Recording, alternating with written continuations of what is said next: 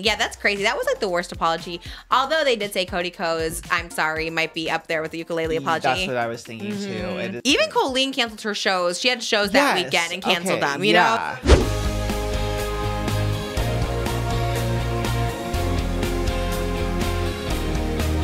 Her name is Trish. She's got the dish and all the gossip's filthy rich, pretty and pink, hot topic queen, and says what everybody thinks. She's just Trish.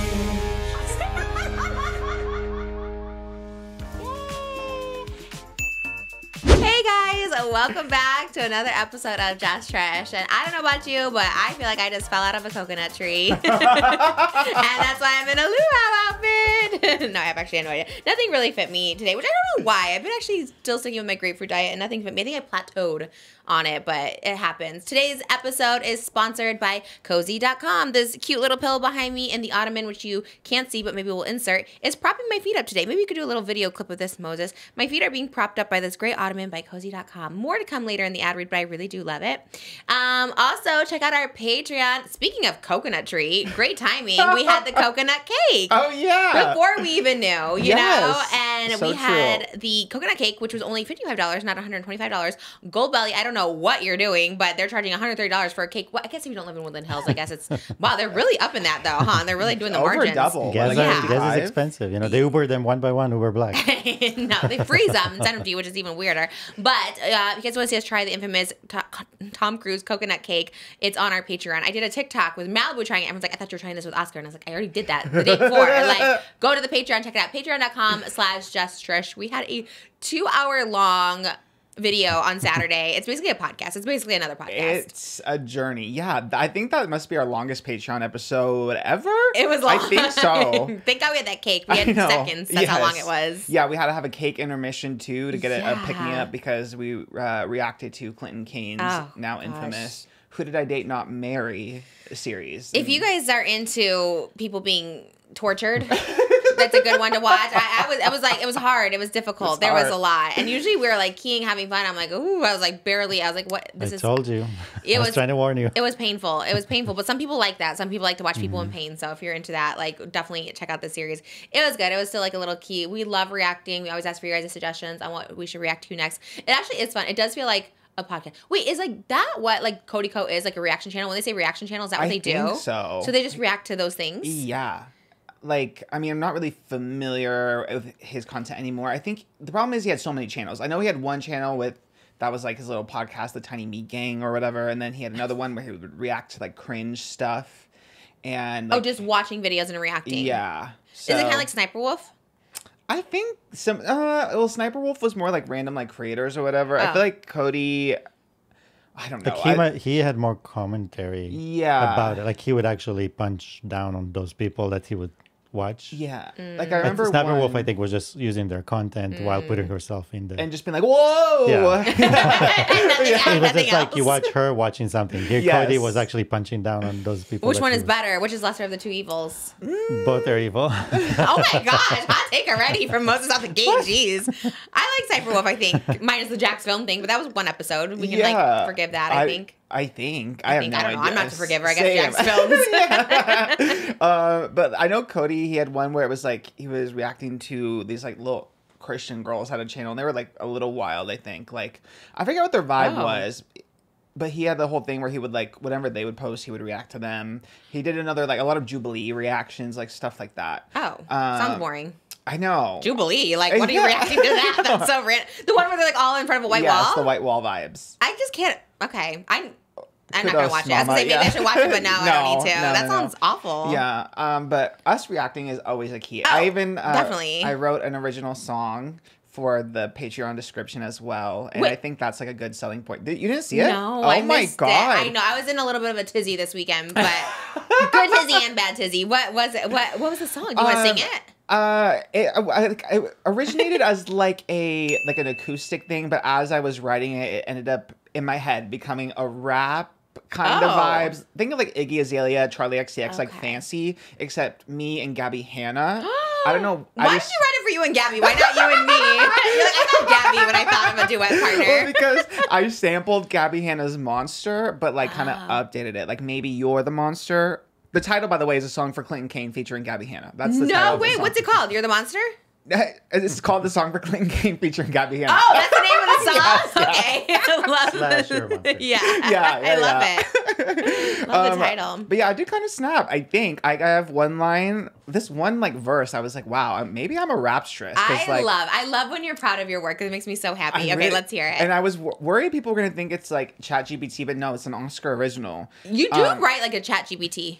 I know, and and it's like, who would literally spend an hour writing 3 verses of a random song just for like a Patreon description? But it's me. I would do that. This is why your time management might be off if you're spending an hour for the They might description. have sampled all of ChatGPT on your writings. That's true. Yeah, They the might more have, we use mine. fed them into it until Oscar is replacing AI. Well, it was uploading anyway. Oh no, it was exporting. And it was taking a long time to export. I was like, well, I might as well just like sit here and write a little something. I love your free time. What you do last week? It was doing the tree. This week is doing the song. Yeah. Tree. Yeah. I had a couple like slay lines. I'll say like one little verse. I'm not wanna gonna sing rap it. So No. Okay. just because Why? I don't think I'm that good. I was trying to think like Iggy, like Nicki Minaj vibes, but I don't know. Look at me when I tell you, you were never that great. Just a guy who got lucky. Every dog has his day. But she became that now she's your worst nightmare. Exposing your lies and you can't even stop her. Your name's not in lights, but it is in the news. Headlines say you're a monster, but you're acting confused. But I will clock your tea any day, any night, because I'm on her side now. We're the winning team. One after another, we call out all your schemes. Your fans are dropping like flies whenever we're around. So say your goodbyes. You'll find comfort in the sound. Cut to Gabby. One after another, they've always come and gone. And it's like more like up-tempo, like poppy vibes. So what if you're the monster that's been here all along? They're dropping like flies whenever you're around. So used to goodbyes, you find comfort in the sound. Maybe you're the monster that's been here all along. And then my outro is, you're not dead, but you are dead to me. So good luck, babe. I'll end with R.I.P. P. Wow. Kind of snapped, right? I kind of That's actually so good. That was really good. It was rap. It did give a little Gabby Hanna like spoken poetry, Yes, but like yes, it was really that. But she was great. She ate, you know. Love to she a never mirror. sounded better. Yeah, that sounded so good. Gabby, if you want to get in the studio and work it out on the remix, I think we have a hit in our hands. I love that so much. That was actually so good. That's a description? Was that the whole description or you just did a little line? Oh, that was just one verse. I have 2 other verses. Maybe they have to subscribe for the second verse. Yeah, because there are some good lines. You can give a little teaser of one more. Okay. But don't give them the whole thing. No. Let me just... Patreon.com/JustTrish. You lost your Aussie accent and the girl of your dreams. You're fighting hard to hold on to what's left of your Spotify streams. Because now chicken tendies is truly all you have. Because you're just a monster in her story. It's bull. I have to laugh. Wow, right? The chicken tendies reference was good. And I like the way you did the dog and the in the first one. Yes, you get it. Yeah, I loved it. As one songwriter to another. And I'm the worst songwriter. But I did pick up on that. I was like, ooh, I love it. Yes. That's actually so good. Wow. Oh my gosh. I didn't know we had like a lyricist too. I didn't know either. It just started coming out of me. Someone said it was a little like Taylor Swift, Gabby Hanna vibes. And I feel like that's literally what I was going for. So I felt successful. I love that people paid attention to the description. That's great. I mean, I guess I do. I guess I was just like rushed when I saw it go up, so I didn't see it. Because sometimes I do. I'll be like, oh, this is a really good description. But most of the time, I just never look in anyone's description. But now I will. Now that I know you're writing poetry, a little Shakespeare over here. That was good. I liked it. Wow. I really hope Gabby wants to get in the studio because I feel like it could really be a hit. I think. We love Gabby. Formal apology to Gabby. The clip from her podcast that's no longer up. It's like going around on TikTok, and it's like the first time I've seen comments be like, "Wow, Trish was really gaslighting her." I didn't watch the clip. Look, I never rewatched that podcast, but she put a clip out after, and it was like something that I thought, or maybe I don't remember how it was, but I thought I tweeted, or she said I tweeted, but I didn't remember. So I was like, she was gaslighting because then Gabby brought up the tweets or something like that. So I do apologize to Gabby Hanna. However, I was also gaslit in that when she said I invited her to Thanksgiving, and later sent the voice memos and said, "Oh, it wasn't Thanksgiving. You're right." So we were both little gaslighters, but doesn't negate. It doesn't how you apologize. I apologize, Gabby, for gaslighting. But again, argument, still apology. It's still valid. the conflict within yourself is truly... Because here's the thing, right? I do forget everything. You know this about me. Everyone knows I forget. Like, literally, even this morning, I was talking to my makeup artist, Ari, and she's like, I'm like, wait, how did you know that? She goes, you told me. And I was like, what? And then I'm like, I don't remember him telling me. But, like, I don't know. There is actually something wrong with my brain, probably. So is that gaslighting if you don't remember? That's true because it's like... if you don't actually know, how can you gaslight when you don't know? When you don't have that knowledge? If I'm like, I didn't watch the clip, I can picture myself being like, I never said that or something. And then maybe, so now I do preface things like, maybe I said that because like, I don't remember, you know, like. But also like the whole premise was like, you were my best friend. And you're like, no. So well, we don't need to rehash. All I'm saying is that if she really was your best friend, she would know that about you. Like she would know how your brain works, what you remember, what you don't remember, what to take seriously, what not to. That's all. Wow. Yeah, that was that. But that was the drama back in the day, and kind of miss those simpler times when Joey's tax forms were found. Do you remember someone was like, God. this is how much he made? Yes. Oh no, he was blocking. That was the scandal. He parked in front of a driveway, and then the person whose house it was, what did they do? Did they get into his car? How did they get his tax papers? I think they just saw maybe inside. Which, like, not to victim blame, but why do you have your tax forms just, like, out on your passenger seat? No, that's true. That's the tea. Not to victim blame, but, like. Especially that, because that's, like, your social on there, your income. Yeah. Well, maybe he's learned. He probably was young. He was like young when it happened. I was young when it happened, so maybe that's why. But those are the drama days, and now the drama is criminal. It really is. It really is, and it's kind of wild. It is. But Patreon.com/JustTrish, you can see the bonus episodes every Wednesday and bonus videos every Saturday. Plus, our headshot of the month is Lady Liberty /Persephone /Chapel Roan at the Governor's Ball. This is our headshot tier, you guys. I don't know how much longer we're doing headshots. We might switch the tier up to something. So anyways, get your headshots while you can. You have until August 10th to sign up. They ship out on the 15th. Plus our producers get a bonus headshot this month. So go ahead and sign up. And then also we have a little Trish emoji sticker. It's our 1-year anniversary of our podcast, officially on July 20th, and then our 100th episode is coming up next Monday. So celebrate with a Trish emoji sticker. All right, you guys, we're getting into the episode. Yes. When you said about the coconut tree that we predicted something, I thought you meant that we predicted our new president just fell off a coconut tree. Wait, what? Our new president. Okay, but what did you say we predicted? We predicted it with the meme. We did talk about the coconut tree. Right. When was that? A couple weeks ago? Oh, you're saying we manifested it, kind of. We well, I don't think we predicted. I don't think we're like, that's our president. I think we manifested if you read between the lines, that's what we said. Okay, we did talk about the coconut tree, which is wild because now there's like remixes of it on TikTok. And I mean, she really is funny. She's a good meme. I love it. I love a good meme.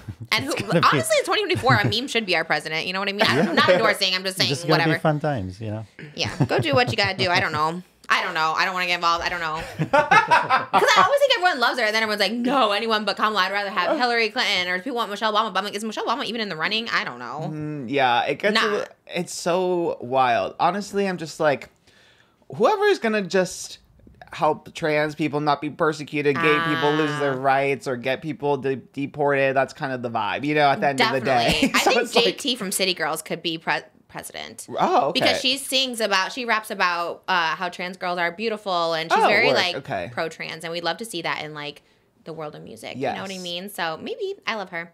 She's my new fave. Someone tagged me on TikTok saying, you look like this person. So then I always look up the person and I'm like, she's gorgeous. First of all, her body's snatched. So if you think, I can see our faces, but I was like, but I love her makeup. I like her vibe. So maybe her for president.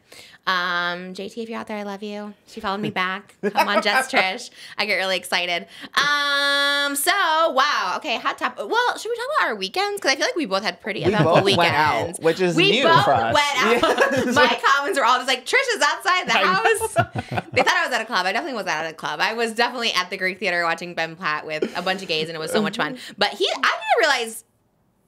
I'm trying to say, I don't like. This is a compliment, but I didn't realize. I don't know how to say it. Okay, I didn't realize like how gay he was. Like he's so gay, and I love it. But did you know? Like he's so flamboyant. Maybe the word is. You mean the original meaning of the word gay? No, I meant we know he's gay, but he's very flamboyant. But he's very just woo and this and love to be queer, and like I love that. I just didn't know that about him. Like the whole thing was like made me proud to be queer too. He's like, we're all queer, we all have anxiety. Woo, if you're here, you know, it was very like fun. Did you know he was like that? I didn't know. Not really. I mean, that makes sense though, because I feel like him and Noah, like on the red carpets, do dress like just more fun, you know? Yes. So that does kind of make sense. I didn't know that. I thought, when I did the TikTok last Sunday, a week ago, I literally was like, I'm not making this to be up Ben Platt's butt, because in my head, he's like a serious actor. Like he's a Mike Feist, he's a Christian Borle, where they're like these serious Broadway actors where they just know they're superior because they're just like their talent is above anyone else. And then specifically Ben Platt, because people talk about him being a Nepo baby, I was like, well, not only is his talent superior, but, you know, born into superiority, I guess, in a way. I don't know if that bad. That's the right word, I don't know. Just... I don't know. Okay, you get it, kind of. But he's like, he's so fabulous, and I was just like, why doesn't he show this personality more? Like, I don't know. I follow him in so many things, and I just was like, I just didn't know how like fun and like he twirls and he just, I don't know. I just didn't realize that was him, and that made me so much happier, and I was super excited. And yes, we went to the Ben Platt show, and I just felt good. You know what? I haven't been to a concert, seriously, a real concert. I'm not talking about a Vegas show. I'm not talking about a Broadway show, like a concert, like at a venue. I haven't been since I was maybe like 15 years old. What? Yeah. And I was like really thinking about it, because I know people are going to clock me like, you were actually at this concert. But truly, I haven't been to a concert since I was like 15 years old. And like so many things caught me by surprise, like a lot of things. But the main thing, which seems obvious to a lot of people, is like everyone's there because they all love Ben Platt. And I was like, this is like cool, because it's like all these people, because people in my real life, like he can be kind of nichey, right? Some people are like, he's from Politician, or he's from this, oh, okay, I kind of know him. But when you go to the Ben Platt concert, everyone's obsessed with Ben Platt, just like me. And I was like, this is so cool. Like people are like talking, they're doing the deep cuts, they're doing theater camp, which is also stars Noah. Like everyone kind of knew all these things that no one else does. And I was like, ooh, this is fun to be with like all the people who have the same mind as me. Like we all love Ben Platt. We all think he's a god. You know what I mean? That was like so much fun. Today's episode is sponsored by Cozy. We love Cozy.com. If you've been eyeing this pink tweed pillow behind me the whole episode, you can get your very own at Cozy.com. We're going to put it right here. Nice, affordable, and pink. And if you've noticed, my feet have been extra elevated and comfy this episode thanks to our Cozy.com poof.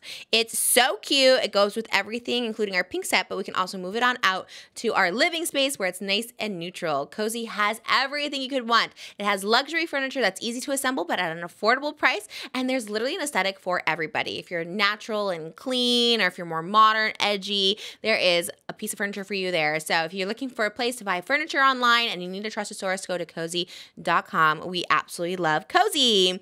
As we look to make the most of our living spaces, Cozy can help make your dream interior a reality. With beautifully designed, high-quality furniture that is easy to assemble and customize, Cozy's selection makes it easy to create a stunning, functional home environment. I know for sure I don't know where to buy little pieces of furniture here and there unless I want my husband to make me an oversized chair. I just need little things to fill up the space. Cozy.com, you can browse and be like, you know what, I need that. Even stuff you didn't know you needed. Designed with purpose, Cozy focuses on the customer experience to ensure its products are easy to assemble, elegant, and durable. Their furniture adapts to your needs over time, offering stunning pieces of timeless design. Fast and free shipping. Enjoy fast and free 2 to 5 day shipping on all orders, plus a 30-day risk-free trial to ensure that you love your new furniture. The new Neptune modular sofa bed is easy to assemble and can fit in any space by customizing it to your needs, making it perfect for any room setup. Cozy offers beautifully crafted furniture at an affordable price tag, providing high quality and durable pieces that are accessible. Thank you, Cozy, so much for sponsoring this podcast. We truly love Cozy. We have a chair upstairs that we use all the time that we mentioned a couple episodes ago, as well as this ottoman and this pillow. This really helps elevate the space. We love Cozy. Definitely transform your living space today with Cozy.com. Visit Cozy.com, that's COZEY.com, to start customizing your furniture and order free fabric samples today. Thank you, Cozy. We love you. Yeah, it is like a little, you get like a sense of community at like concerts and events and stuff. That's like one of the best parts, I think. And you feel it. Like you just feel like when he's like singing or doing the notes, like people get it. You know what I mean? Like people, you know what I mean? They're like, everyone's in tears, everyone in chills. Where if I watch like Waving Through the Window, the Tony performance, and I was like, you're watching this again? You know what I mean? But no, it's like chills you, like get it, like makes you cry. You know, there's like something to it. And the other thing, okay. Oh my God. Okay. So, you know, I'm like so punctual. I love being punctual. And so I was meeting my friend, Jeremy, at the Greek, and it was like, okay, the show started at 7:30. So I was like, okay, let's meet at 7.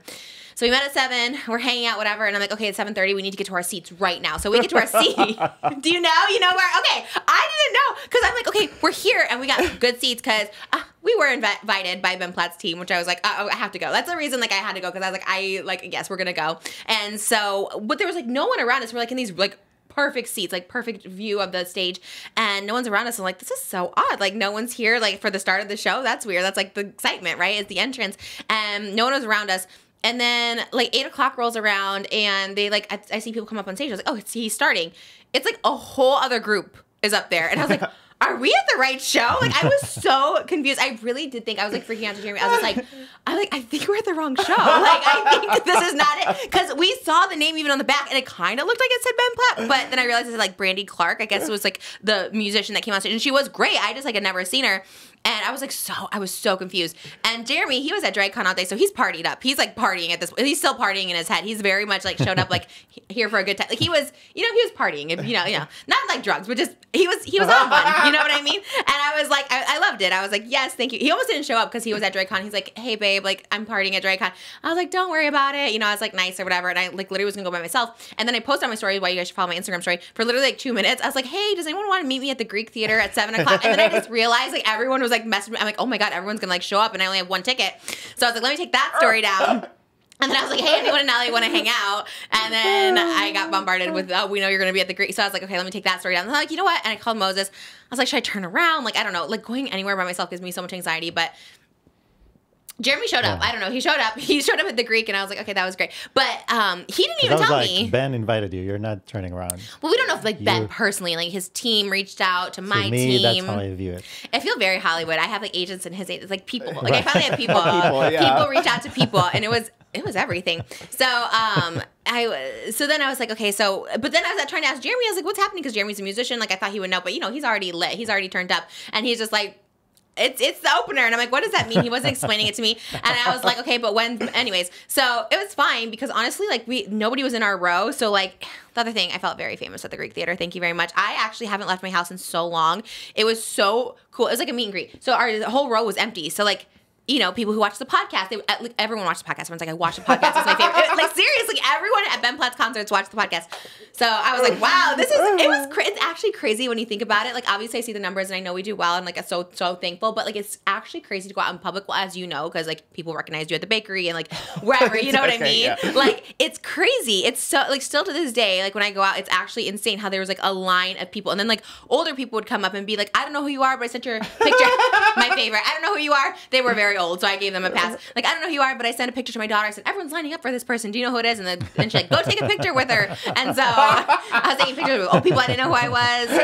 But I'm in my old lady era, so I was happy for it. I was like, we love, okay. And so everyone was just coming from all directions. Jeremy's lit, so he's talking to everyone. It's like a party. He's like inviting people out afterwards. Like, we're going to be in West Hollywood. We're going to go to Hart. Like, telling him exactly. I'm like, you are. Like, I'm not going, but maybe people turned out. Like, I honestly, okay, that's a whole other thing. We're going to get there at the midnight West Hollywood drop off when I dropped him off. That was, but so anyway, everyone's coming up and it was really cool. And I was in a good mood. I had one Smirnoff and I was like feeling it. I was just like, woo! I was like loosey-goosey. I had a little strawberry Smirnoff. It was great because they also gave us free drinks. So shout out for that. And yeah, so we had some Smirnoffs. We're talking to all these fans, which was super cool. And I did feel very famous. I didn't sit down once. And I loved it because it's been so long. So I kind of just like loved it. I was just like basking in all of it. And so then it's like the performer, Brandy Clark, gets off at like 8:45, the opener. And I was like, okay, it's going to start. All of a sudden, the bright-ass lights come on, and I was like, wait, what's happening? People are getting up out of their seats. People are going to go get snacks, and I was like, oh, my God, are we waiting more? Okay, it's like 9 o'clock. I'm texting Moses. I'm like, I'm so tired. I don't think I can stay. I really did not think I could stay. I was like, oh, my God, do I just, like, leave? Then I have Jeremy over here who's trying to go, like, every half hour. He's like, actually, I got to leave at 9:30. I got to leave at 10. She keeps trying to leave. And I was like, oh, okay, well, maybe I'll leave with you. So it was like 9:30 or whatever, and I'm like, I didn't want to leave. But then Ben obviously came on at, like, 9:05. Yeah. Well, also, like, you weren't absolutely sure you're going to meet him after or not. Oh. And I was like, you're not leaving. He's expecting you. Well, you're not leaving. On that note, but this was my agent's a week ago being like, and he, you can meet him backstage. This is the thing that tripped me out, though. All the fans we met at the beginning, a lot of them had VIP passes. And I was like, oh, where'd you guys get those? I want a VIP pass. And like, oh, it was for the meet and greet before the show. And I was like, we missed the meet and greet. Like, I thought maybe it's before the show, not after. And then we saw Gay Man with a spray tan, and he's like, we just met Ben. And I was like, oh my God, like we missed the meet and greet. I was so, shout out Gay Man with a spray tan. He got invited because he commented on my TikTok about Ben Platt. Oh, wow. Yeah. He's like, I literally got the meet and greet because I commented on your TikTok. And I was like, shout out Ben Platt or his team or whoever. Like, they're really clocking TikTok, and we love that so much. Like, I literally got invited because I did a TikTok defending him because I was like, I don't understand the Ben Platt hate. And I've been saying this for so long. Like, I just don't understand it.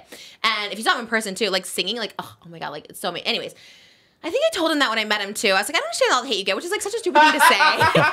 He's probably like, yikes, like all these people, I just sold out the Greek. Like, yeah, it was awkward. I was very awkward. He was great, and so was his fiance. They both were really great, but I'm so awkward when I meet people. Anyways, he comes on at 9:05, and I'm exhausted, but I get a research when he enters. He does his fabulous entrance, and he's like this, and he's like this, and he's just everything about him. He just twirls and he just dances, and he like just.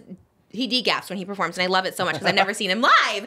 Such an angel, and I was like, oh my God, and I got mesmerized. All of a sudden, I'm chills. All of a sudden, I want to be the girl that he picks to go on stage and sings One Less Lonely Girl. Like, I want to be that person. And I thought maybe. I was like, maybe he picks someone to come up on stage. I don't know, whatever. That's my fantasy. But didn't happen. But he was so, like, mesmerizing. Even Jeremy was, like, sticking around. And Jeremy is not a musical theater gay. None of my gays are musical theater gays. No one likes them. I'm like, this is like a stereotype. Like, no gays like musical theater. We had someone else on, Harry Daniels, like, I don't like musical theater. I was like, what? Like, anyways, so he did love the performance, and he appreciated the vocals and all that stuff. He's like, wow, that guy can sing, and like that's what I'm saying. So he stayed, and then finally, yeah, his agent texted me like halfway through the show and was like, where are you seated? We're gonna get you to meet Ben. And I was like, oh my God, this is so exciting.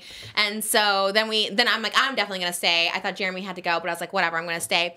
And then I convinced Jeremy to stay. I was like, can you please stay? He's like, okay. And so then he stayed. And then I said I would drop him off at the West Hollywood, and so he stayed with me, and the show was amazing, and it just like, oh my God, it made me cry. Like, honestly, oh God, the whole thing gave me chills, made me cry. Like, Ben Platt is definitely my favorite performer, hands down, that I've seen in person. He looked so good. He had his like glittery shirt. Everything about him, the body was bodying, like everything was just so cute and so good. And a lot of it was love songs. That's why I was like so sad Moses couldn't be there, because it was like dedicating songs to Noah and like how he can't see his life without him, and like he could not live without him, and just like so like I don't know. And it just songs about unrequited love. And I was like, oh my God, I get that. Like, I just really felt all the songs. I wasn't familiar with his original music at all. Like, I didn't even know. Like, I guess I'm just like a fake fan or whatever. I only know like his musical theater stuff. So I got to hear all the songs, and they were like so good, and his voice was amazing and everything.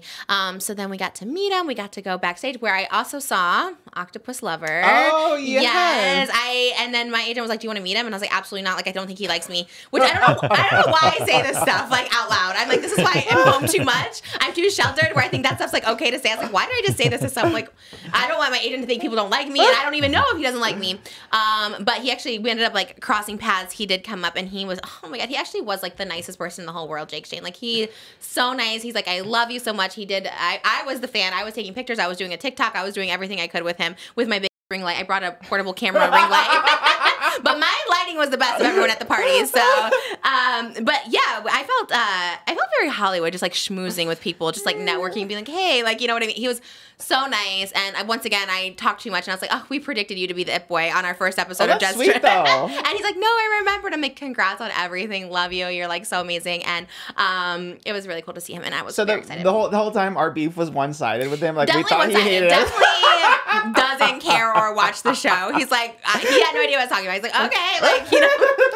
I'm sure with anyone it's like that. That is so funny. He was wonderful, and I want him, and now I'm going to reach out to my agent saying, like, thank you so much. Also following up with Jake Shane and Ben Platt on the podcast, please. So yeah, we talked to him, and he was really nice, and he's so young. Like, when you see these people in person, you're just like, oh my God, they're like so young. His skin was like flawless and just beautiful, and I was just like, damn, okay, like, I'm very old. But he was really, really, really nice. And then we got to go up and meet Ben Platt, which was, I mean, this is like a shaking moment. Like, I was like crying. I was like bawling. I was just like so excited to meet him. And he was so nice. And you know when people are just so nice? And also, can I just say on that note, like, he totally acknowledges too, like, even during his show, he was like, you know, I got to be Winthrop at the Hollywood Bowl when I was a kid, and just acknowledges like how he had like a pathway into the industry. But again, Ben Platt is the most talented singer in the whole world. So anyone who like gives hate, whatever, and then my dumb has to be like, I don't know why you can hate. It's like, he's probably like, I don't care. I'm a talented singer. Like, you know what I mean? He probably doesn't really care that much about it. But I remember he clapped back during the Evan Hansen thing. Anyways, I was like, and he's like, he goes, everyone has haters. And I was like, absolutely. And then his fiance, Noah Galvin, who I really love too, from The Real O'Neals. And he's like, oh my God, that's a deep cut. Because I told him, I'm like, I loved you on The Real O'Neals. It came on after the Goldbergs, like, fresh off the boat. Yes, I remember that. Do you remember? Yes, the ABC block. Yes. And I feel like no one remembers that show. And he ate on that show. He was so good. He was the Evan Hansen replacement after Ben Platt left. And I just like love him. I love his singing.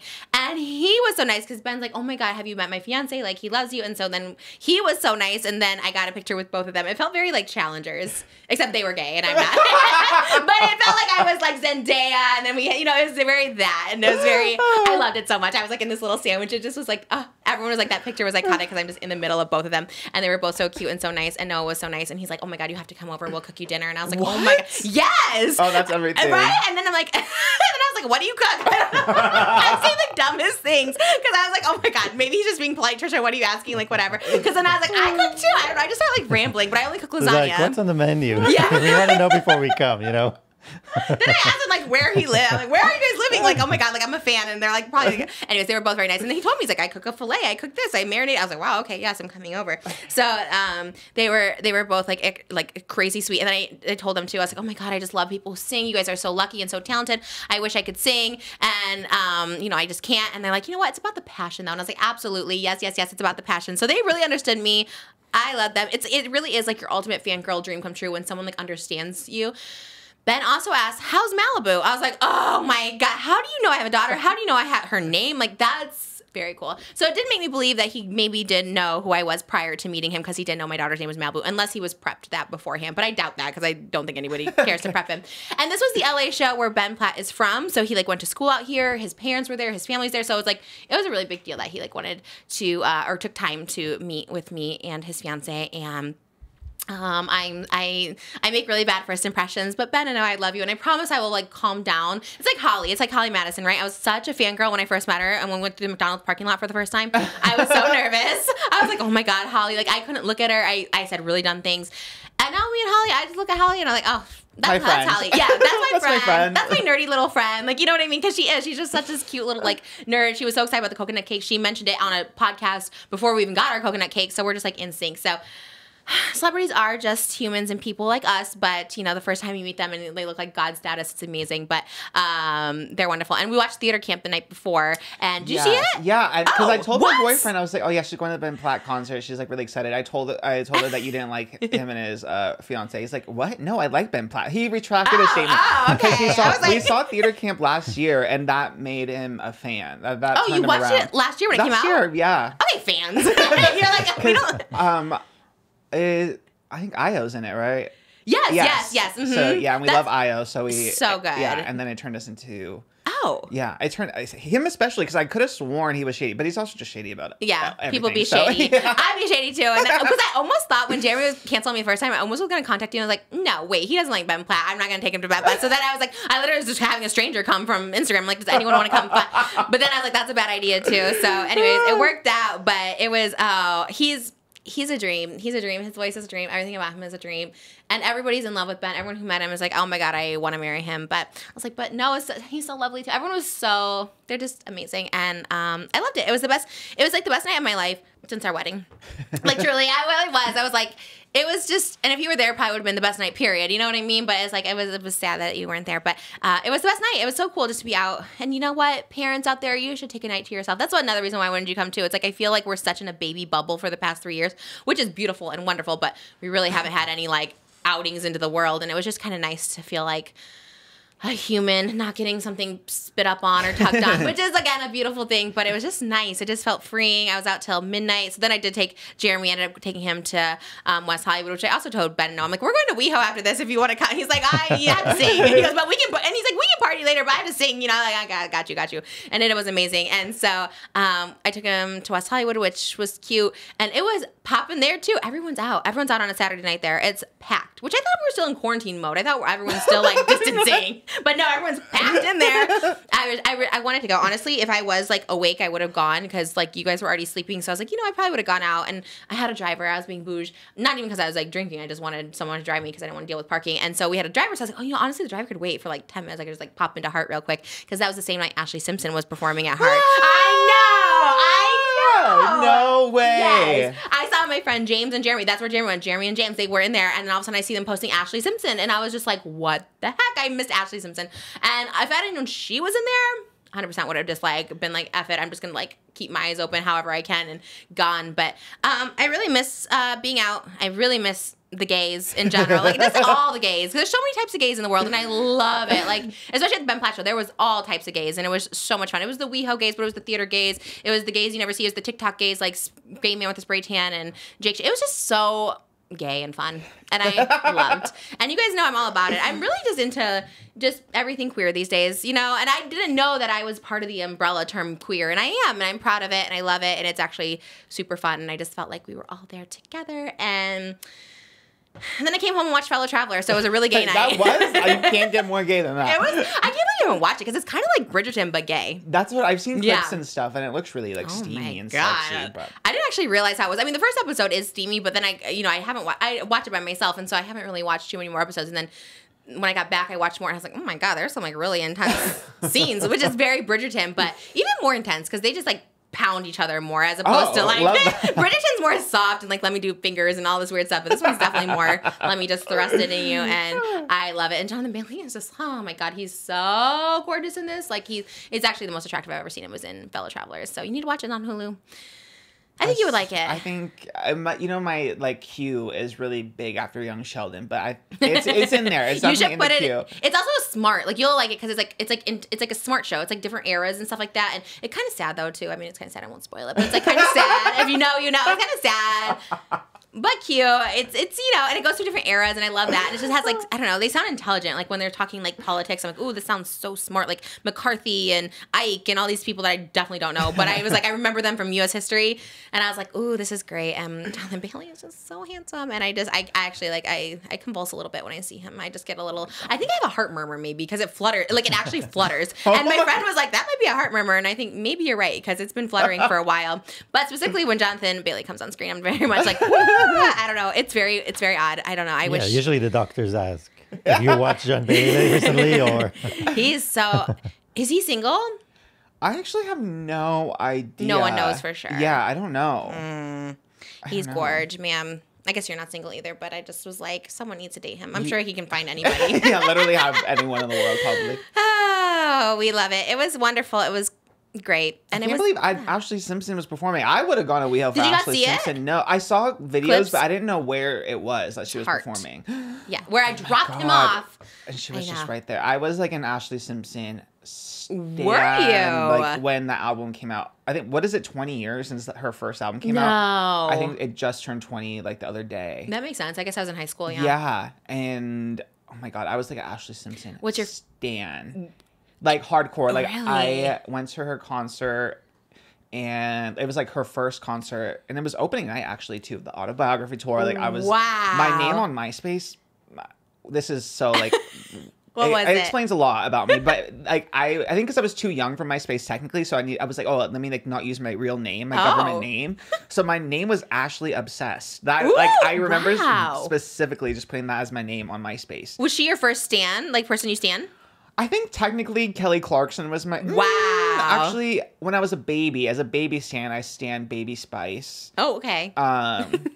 But like as a preteen, I think Kelly Clarkson and then Ashlee Simpson were like my stan cards. But you went with Ashlee Obsessed because it was like the time MySpace was around? Yeah, like Ashlee Simpson show was on, and it was like, you know, it was like Jessica Simpson on Newlyweds, and then Ashlee Simpson show right after on MTV. Oh, you stayed for it. I never stayed for the Ashlee Simpson show. I loved her. But Ashlee. Like that was my girl. I think I see you as like the Jessica, and I'm like the Ashlee. Yeah, we could recreate the Pizza Hut commercial. Oh my God, yes. Do you remember when they made her dress like a boy? She's like, why do I have to be the boy's sister? Yeah. And she kind of had like the weird mullet kind of thing. Yes. And they made her like button up her shirt. Like, you can't see her body. And she's like, why does Jessica get to be sexy? And I'm like, I'm the boy. Their wings. The buffaloes don't have wings, Jessica. Like, I remember. And she did the voice. And I was like, oh, poor thing. It was bad because Jessica was blonde and busty. And then she's like in this flannel. The marketing was wild. And I feel like the modern day version of that is like Sabrina Carpenter, and then Olivia Rodrigo's like the edgy, like more punk one, and Sabrina's like the cute, bubbly, like blonde. It's smart though because there's one or the other for aesthetics. It's like Nikki and Gabby, the twins, right? There was always like sugar and spice. Like you always relate to one you're more. So right. It must be like you said, the marketing of it all. Like even back then, they're like, or the Spice Girls, right? Like you saw yourself in a Spice Girl. Yeah. So that makes sense. Way to break down the marketing queen. I feel like it doesn't take a rocket scientist. You probably were going there. I was just following your direction. No, I didn't think of it like that, but you're so right. That's how Just Trish was formed. Yeah. Really? What? Our mega producers, they're like, we need the girl, the gay, the straight. We need right. Definitely, that's how it was. Everyone can find their... I know, but I make a list of like when you're like you said you're gonna go out of town for your birthday in like September, and I was like making a list of like who can fill in for Oscar. It was literally just all like gay guys, and I was like I should find more diversity because it looks like I'm just like fetishizing gay guys. So I was like maybe I should find some girls or something, maybe a lesbian. Yeah. A lot of lesbians actually have emailed me since our last show, especially Irish lesbians. So. Oh, wow. So it's both. Yeah, maybe they can zoom in from Ireland. But Ashlee she's a queen, and I kind of live, like, again, sometimes cancellations after they happen make them even more legendary, right? Like, I kind of live for her, like, lip-syncing and doing the hoedown on SNL. Like, that's kind of iconic, That was pop culture history. Yeah. Poor thing. She really went through it after that, though. It was like, was it really that serious? Yeah. No. The voice nodules. Wasn't it her... Did she have acid reflux or something? Was that the explanation? That. Yeah. Well, she said she had like nodules, and then she said she had that. There was like a lot of things happening, and she's like, I shouldn't have gone on there. And I feel for her though. The band though, when you watch that clip, that band keeps playing. They're like the Titanic sinking. They're like, we're gonna keep going. We're never gonna stop, even though they were still with the track. And I love that about them too. But I love that she did a hoedown and walked off. Like, what else are you supposed to do? I liked it. I love a lip sync mishap, like the Milli Vanillis too. I love it. Like, I just think it's whatever. Now everyone lip syncs. You know what I mean? Camp, yeah. Yeah, it's very camp. Was it Mariah? I think the backing track came on, and then she just started talking over it. Like, and she's like, "This is the backup track." Like, I love that too. To me. Oh, yeah. Totally. I know they've done that for a while. Mamas and Papas too, from like the '60s. They were like on the Ed Sullivan Show, and like you have to lip sync, and so because they did that, they were like eating bananas on stage. I randomly saw that on Twitter. Yeah. Yeah. Oh, I saw. Yeah, I just saw it randomly on TikTok. Like, obviously, I don't know the Mamas and Papas, and I was like, "Yeah, that was kind of fierce too." They're just like eating a banana, like whatever. I was like, oh, love that. Way to fight back. I would love to lip sync. I'm like, give me a lip sync track all day long. You know what I mean? Yeah, it's kind of fierce now. Yeah. I feel like a lot of people kind of expect it too for a lot of acts or whatever. Yeah. Like, no one really cares anymore, I don't think. No, not at all. And my favorite, oh my God, speaking of TikTok, this random one of Tana performing. I don't know where she was performing. But she was like, it was everything. I forget which one of her hit songs she was singing to, but it was like, it was. What was it? What was it? Is it the one that's like, tell me the truth, but I can't breathe without you? Yes, that one. It's the Madsen song. Yes.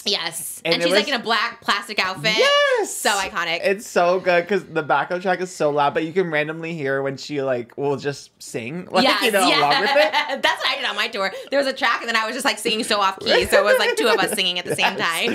Like, this is everything to me. Oh, she was great with her long blonde extensions. Yes. She was so iconic. I think, did I tell you this? She like texted me and wanted to do a song together. Yeah, you guys really need to make it happen. I want to do like that's my best friend. Dun, dun, dun, dun, yes. dun. She's the best. I want to do like a song like that. I feel. You know what I mean? You have to. She did hit me back up because I didn't hear from her, and I was like, oh damn, because it was like Saturday night, and then I was like, well, maybe she was just like partying or whatever, and texted me. But then I heard from her literally on the way to the Ben Platt concert, and she was like, I still want to do this song. She's going to like Hawaii for a while, but she said when I get back, and I was like, okay, I got a song ready. So she's iconic. Honestly, her songs are iconic. Tana's iconic. I love her. I know she's kind of going through it. She's like feeling a little bit emotional about everything happening, and I get it. So she was like, I just need to go to Maui and just like relax. I was like, you should. And I was like, don't go online. Like, honestly, when you're at the heart of it, even if everyone's on your side, right? Everyone's in support of Tana. It's overwhelming because she feels like she started this snowball, and you start feeling guilty. And it's like, even if she shouldn't and doesn't need to, but you do start feeling all those emotions. And I was like, oh damn. And she's just like, yeah, it's just like actually really hard. Because I said, how are you doing? And she's like, it's actually like really, really hard right now. And she's tough, and she. Whatever, but I think it's still a lot. And I know when you're at the center of it, it just feels like the worst. Yeah, especially, like I said, all the commentary people who like aren't really following the Tana lore are like all of a sudden they're chiming in. Like, and it's really, really helpful too, but it's also like, again, the narrative of like the most disliked, controversial, scandalous, like unreliable, like hearing that a million times, but also like them defending you. I'm like, I get it. It's like, Jesus, like I'm not the monster that's been here all along. Like, playing Kane.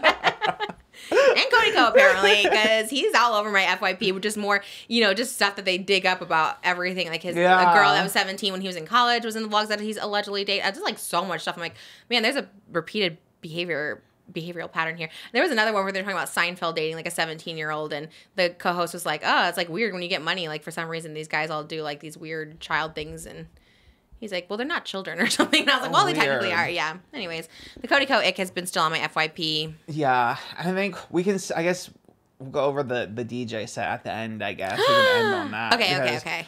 Because he takes it out of me these days. I'm like, oh my God. It's kind of draining. Yeah. That was... Should we talk about it now? I feel like we should talk about it. Because is it that much? I don't know. Is it like... Or do you want to keep him at a cliffhanger at the end? Because it's just okay. Yeah, we can go. Yeah, because I feel like we should start with all like fun gay positivity. Oh, let's keep it gay with DRAGCON for sure. Yeah.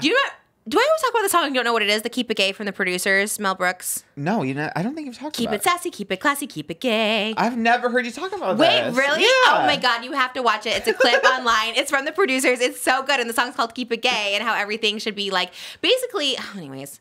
Mel Brooks is 98 years old and we need to get him on the podcast because yes. But the producers, there's like they produce this show and it's controversial. It's like springtime for him. It's this whole thing, but it's supposed to be bad because they want to like make the money from fraud, whatever. And then basically they turn it gay. They turn Hitler gay. It's like this whole thing. But they talk about how musical theater is all about being gay and everything you should do, you should keep it gay. It's such a good song. And every time I think about loving being gay, I think about it. It's just like keep it snappy, keep it happy, keep it gay. It's like so good. Anyways, you have to watch it.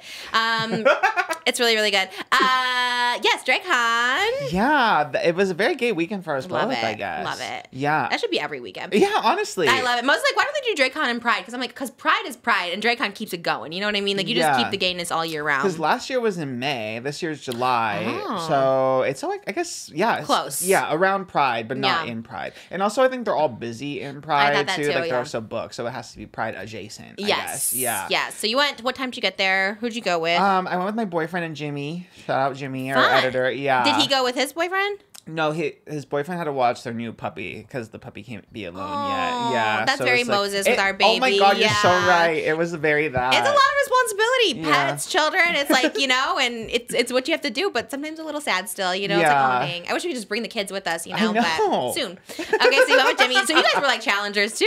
Yeah, kind of. Okay, yeah, love that. Although my boyfriend, it was literally reminded me so much of Moses though because he was like the night before he was like, oh my God, like, I don't know, you're gonna get swarmed when you're there. Everyone's gonna come up to you. Like, are we even gonna be able to do anything? I was like, I don't think anyone's gonna care. He's like, no, like, maybe you should follow DRAGCON on Instagram and let him know you're coming. So, like, give you, like, a VIP badge. So that way we can actually do everything. I was like, I think we're gonna be fine. Like, it's gonna be okay.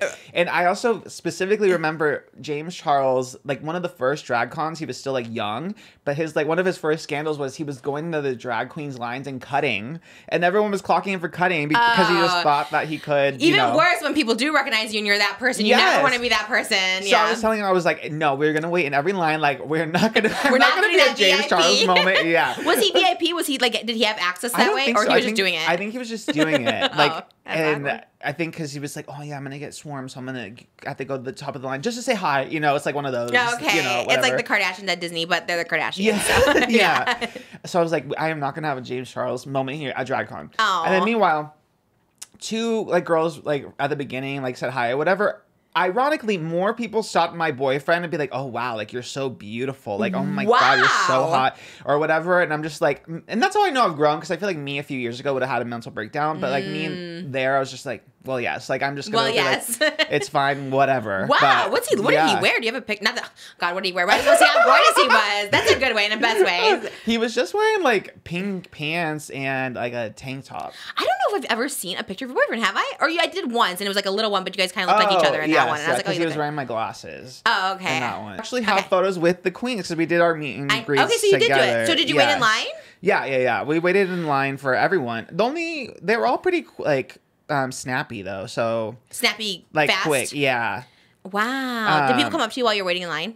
Only a couple people. Shout out Mistress recognized. Yeah. And I was like, Mistress, like I work with Trisha on her podcast. She's like, oh, I know who you like. Yes. Oh my God. Did you ask her if she come on? Yeah, she wants to come on. When? But I love her schedule was a little wild. She's only in LA until Wednesday this week. But she's like, talk to my assistant, get his number, we're gonna figure it out. I was like, yes. Queens are booked and busy, and they're always giving me to their managers and stuff. I'm like, damn, you all are professionals. Because anyone else, I'm just like DMing, like, I can do this, but usually I'm talking to managers. Especially the out-of-towners, because they're always like traveling with different gigs and stuff. It. And I think Mistress is based in Texas, but she was so funny too, because Lucy DeLuca's line was like literally across the street. She's like, and you could see Lucy from Mistress's booth. She's like, look, you see Lucy over there. The lines don't lie. Like, look at Mistress is like, here I am. She wasn't even in drag. She just had like a wig on, and she was doing her like homophobic character. Okay. She's like, I'm in here. I look like I'm on like a Craigslist girl. I just have this wig on and my line is longer than hers.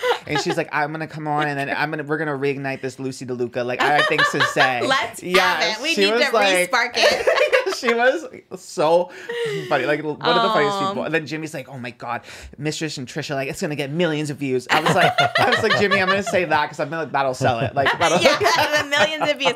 You never know. Mistress has always been one of my number one queens to get on. I love her. So funny. Even like before we had the podcast, I think I asked her if she would like come and do a YouTube video with me when I was like a flop. I would live. Yeah, I love her. I just love her makeup. I love everything that she does. I love her vibe. She's so funny. Yeah. Like, she's just so on it. I love her. She is gorgeous too. And then we were posing. She was like, let's do one like we are asking for a big old. I don't know. Blur. And then we met Plain Jane. Mama, kudos. I love your hat. It's so cute. Well, I was just in line, and then I saw the hat. I was like, we always say Mama kudos, and this is like perfect. Yes. So I bought it. I just put it on right away. I was like, this is kind of everything to me. That's the yes. Yeah. Plain Jane's merch was giving. It was very, very good. I love it. How was she? She was good, but she just got in a fight with Q right before.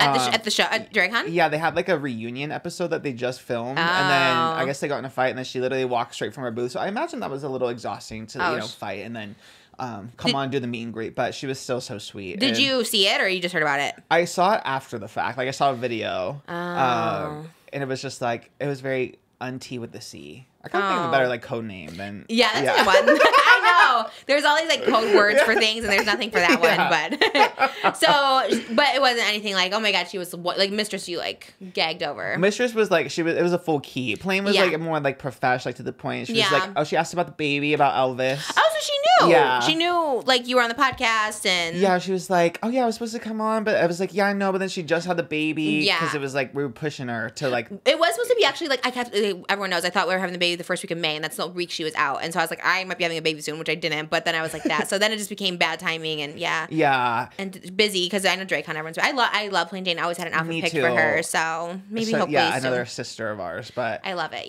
Because at first I was meeting the queens, and then Jimmy's like, oh, are you asking them to come on? And I was like, oh, you're right, Jimmy, I should be networking. Jimmy was on it. I was like, yes, let me like I'm like that too, right? Like, I think, okay, Jake Shane's here, ask him to be on the podcast. Ben Platt doing, but like in person, I could never. Could you imagine? I was like, by the way, you want to come on my podcast? Like, no, I don't want to come on your podcast. I just outsold the Greek. Like, what are you talking about? Like, you know what I mean? I was like, so I think that's so cringe. I mean, you can, but it's so cringe because that's what people like, what, who? It helps that they like said something first, at least, you know, because they were like, yeah. I guess in that case, like if they're like, if Ben Platt's like, I love your podcast, you should come on, but that wasn't the case. You know what I mean? So did you? For Plain? Or anyone? Just for Plain and Mistress, because those are the only two I remembered. And then that's who we talk about. That's all we care. Yeah. Because the other ones before were like Canada girls, and I was just like excited. I was like, oh yeah. Yeah, but yeah, it was like very fun overall. But yeah, it was so funny that my boyfriend was like really gagged. He was like, oh my God, like we're not gonna be able to do anything. And then, but sometimes that's true. Look, sometimes we can't predict either. There's been times where we go to Disneyland like, oh my God, like we've hired like security and like no one. Well, maybe because security's there because no one will come up. And I'm like, wow, no one came up. Why do we even need security? So then the next time we went without security, I think it was Universal, and whoa, like just swarmed with people. So like you literally couldn't move. Like, so you never know exactly what demographic you're gonna meet. You know, right? Sometimes I get swarmed, and sometimes people don't give a. So I like never think either way, but yeah, it kind of depends. It's funny. But DRAGCON makes sense. I mean, it's kind of our people, I feel. I don't know. I think so too. Yeah, I think so. Mm-hmm. I was really looking for an outfit for our shoot that's coming up. Yeah. Did you find one? No. But I was like so determined. I went through all the little like sparkly like clothing booths or whatever. I had like a vision in my head though. It was like just like sparkly, a touch of Western or something. I don't know. Yeah, definitely. And then I almost bought like literally like a drag outfit.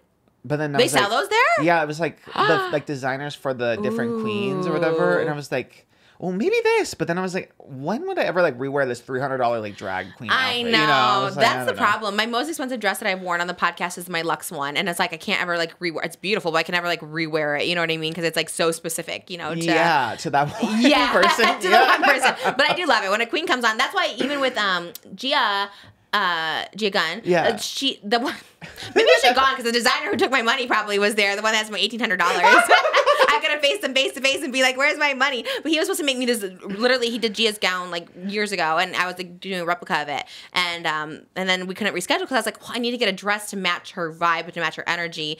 And this guy like stole the money, so it kind of like disheartened me. Plain Jane too. I had a bodysuit made that was styled after one of hers. So it's like when the queen comes on, it's like royalty. You definitely gotta dress up. You gotta. So where are you gonna do? What are you gonna go? I have ordered an outfit, but I think I'm gonna have to get on your grapefruit diet for the week because I don't know. It was like it's in women's sizes, and you just never know. Is it on Amazon or where? Revolve. Ooh, and Revolve is tiny, but you're tiny. You're tiny. I can't order anything, not even an XL. An XL is like barely on there, but you are tiny, so you're like 30 pounds lighter than me. I wonder. I have to see what size Brooke is at Revolve because they always do the Revolve brand deals actually. So I should ask them if they're like a small or like if they're like a medium in Revolve sizes. That's gonna be crazy. What'd you get? XL, the biggest. Oh, okay, yeah. you will, because XL it would have to like squeeze into it, so you'll probably fit into an XL. For sure. Here's hoping. Yeah, no, you will for sure. I always forget you're like smaller than me, so I can't fit into Revolve. I guess it's a vest at least, because like it's always like my shoulders and arms, but at least it's gonna be like open. So yeah, you could always like cut. Well, I'd cut the back because my back is so big. I'm big back over here, and so I'd cut it up and do a little thing. But it'll look cute. Anything will look cute. I'm very excited about that. I know. This week I'm definitely doing. I told Mosem it's grapefruit and eggs all week. There's no exception, no nothing. I did really good. Even when we went out Saturday night, I was like, I'm not gonna. I didn't end up eating anything. I was just like, well, I'm just gonna be skinny. I got home at midnight. And I was like, I was gonna order pizza. I was like, let me just go to bed. I made it this long. I'm not eating tonight. Not to promote disordered eating, but I did have some Chinese food before, so it was making me full. So DRAGCON was worth it, or yeah, DRAGCON was fun. Next year, we really want to meet RuPaul next year. I don't know how that works, but people were meeting. I saw Maya Lopez, my favorite person, met RuPaul. Yeah, and we passed like her meet and greets, like in a big like tent or whatever, so you can't even see it from the outside. Like it's covered. It's like it's like meeting the president, I would imagine. Oh, for sure. RuPaul would be our biggest guest ever. For me personally, like someone I would just be like, oh my, like it'd be RuPaul for sure. Yeah. RuPaul, come on our podcast. I would love. I just love everything about him. Like I read his book. Like I just like love him, and he was just at the forefront of everything. You know what I mean? I really love. Did you ever see? Oh, that's the whole thing done. I love it. I love All Stars. Yeah, Jeremy was there with Scarlet Envy. Is that her name? Yes. Yeah, he was there with her. Everyone in LA was at DRAGCON, so it was either that or Ben Platt, and that's where all the gays were. The gays were busy this weekend. I guess it was a good time if or you're like both. Jeremy did both. That's true. Yeah. Yeah, he really did. He came straight from DRAGCON. Yeah, I guess it's a good time to be in LA. If you're homophobic, it was a good time to be out on the streets. And like there was no protesters or anything. I guess because it was so hot. That I feel like they're not. It's like, listen, they had bigger fish to fry with the politics, and thank God. It's like just worry about that stuff. I don't know.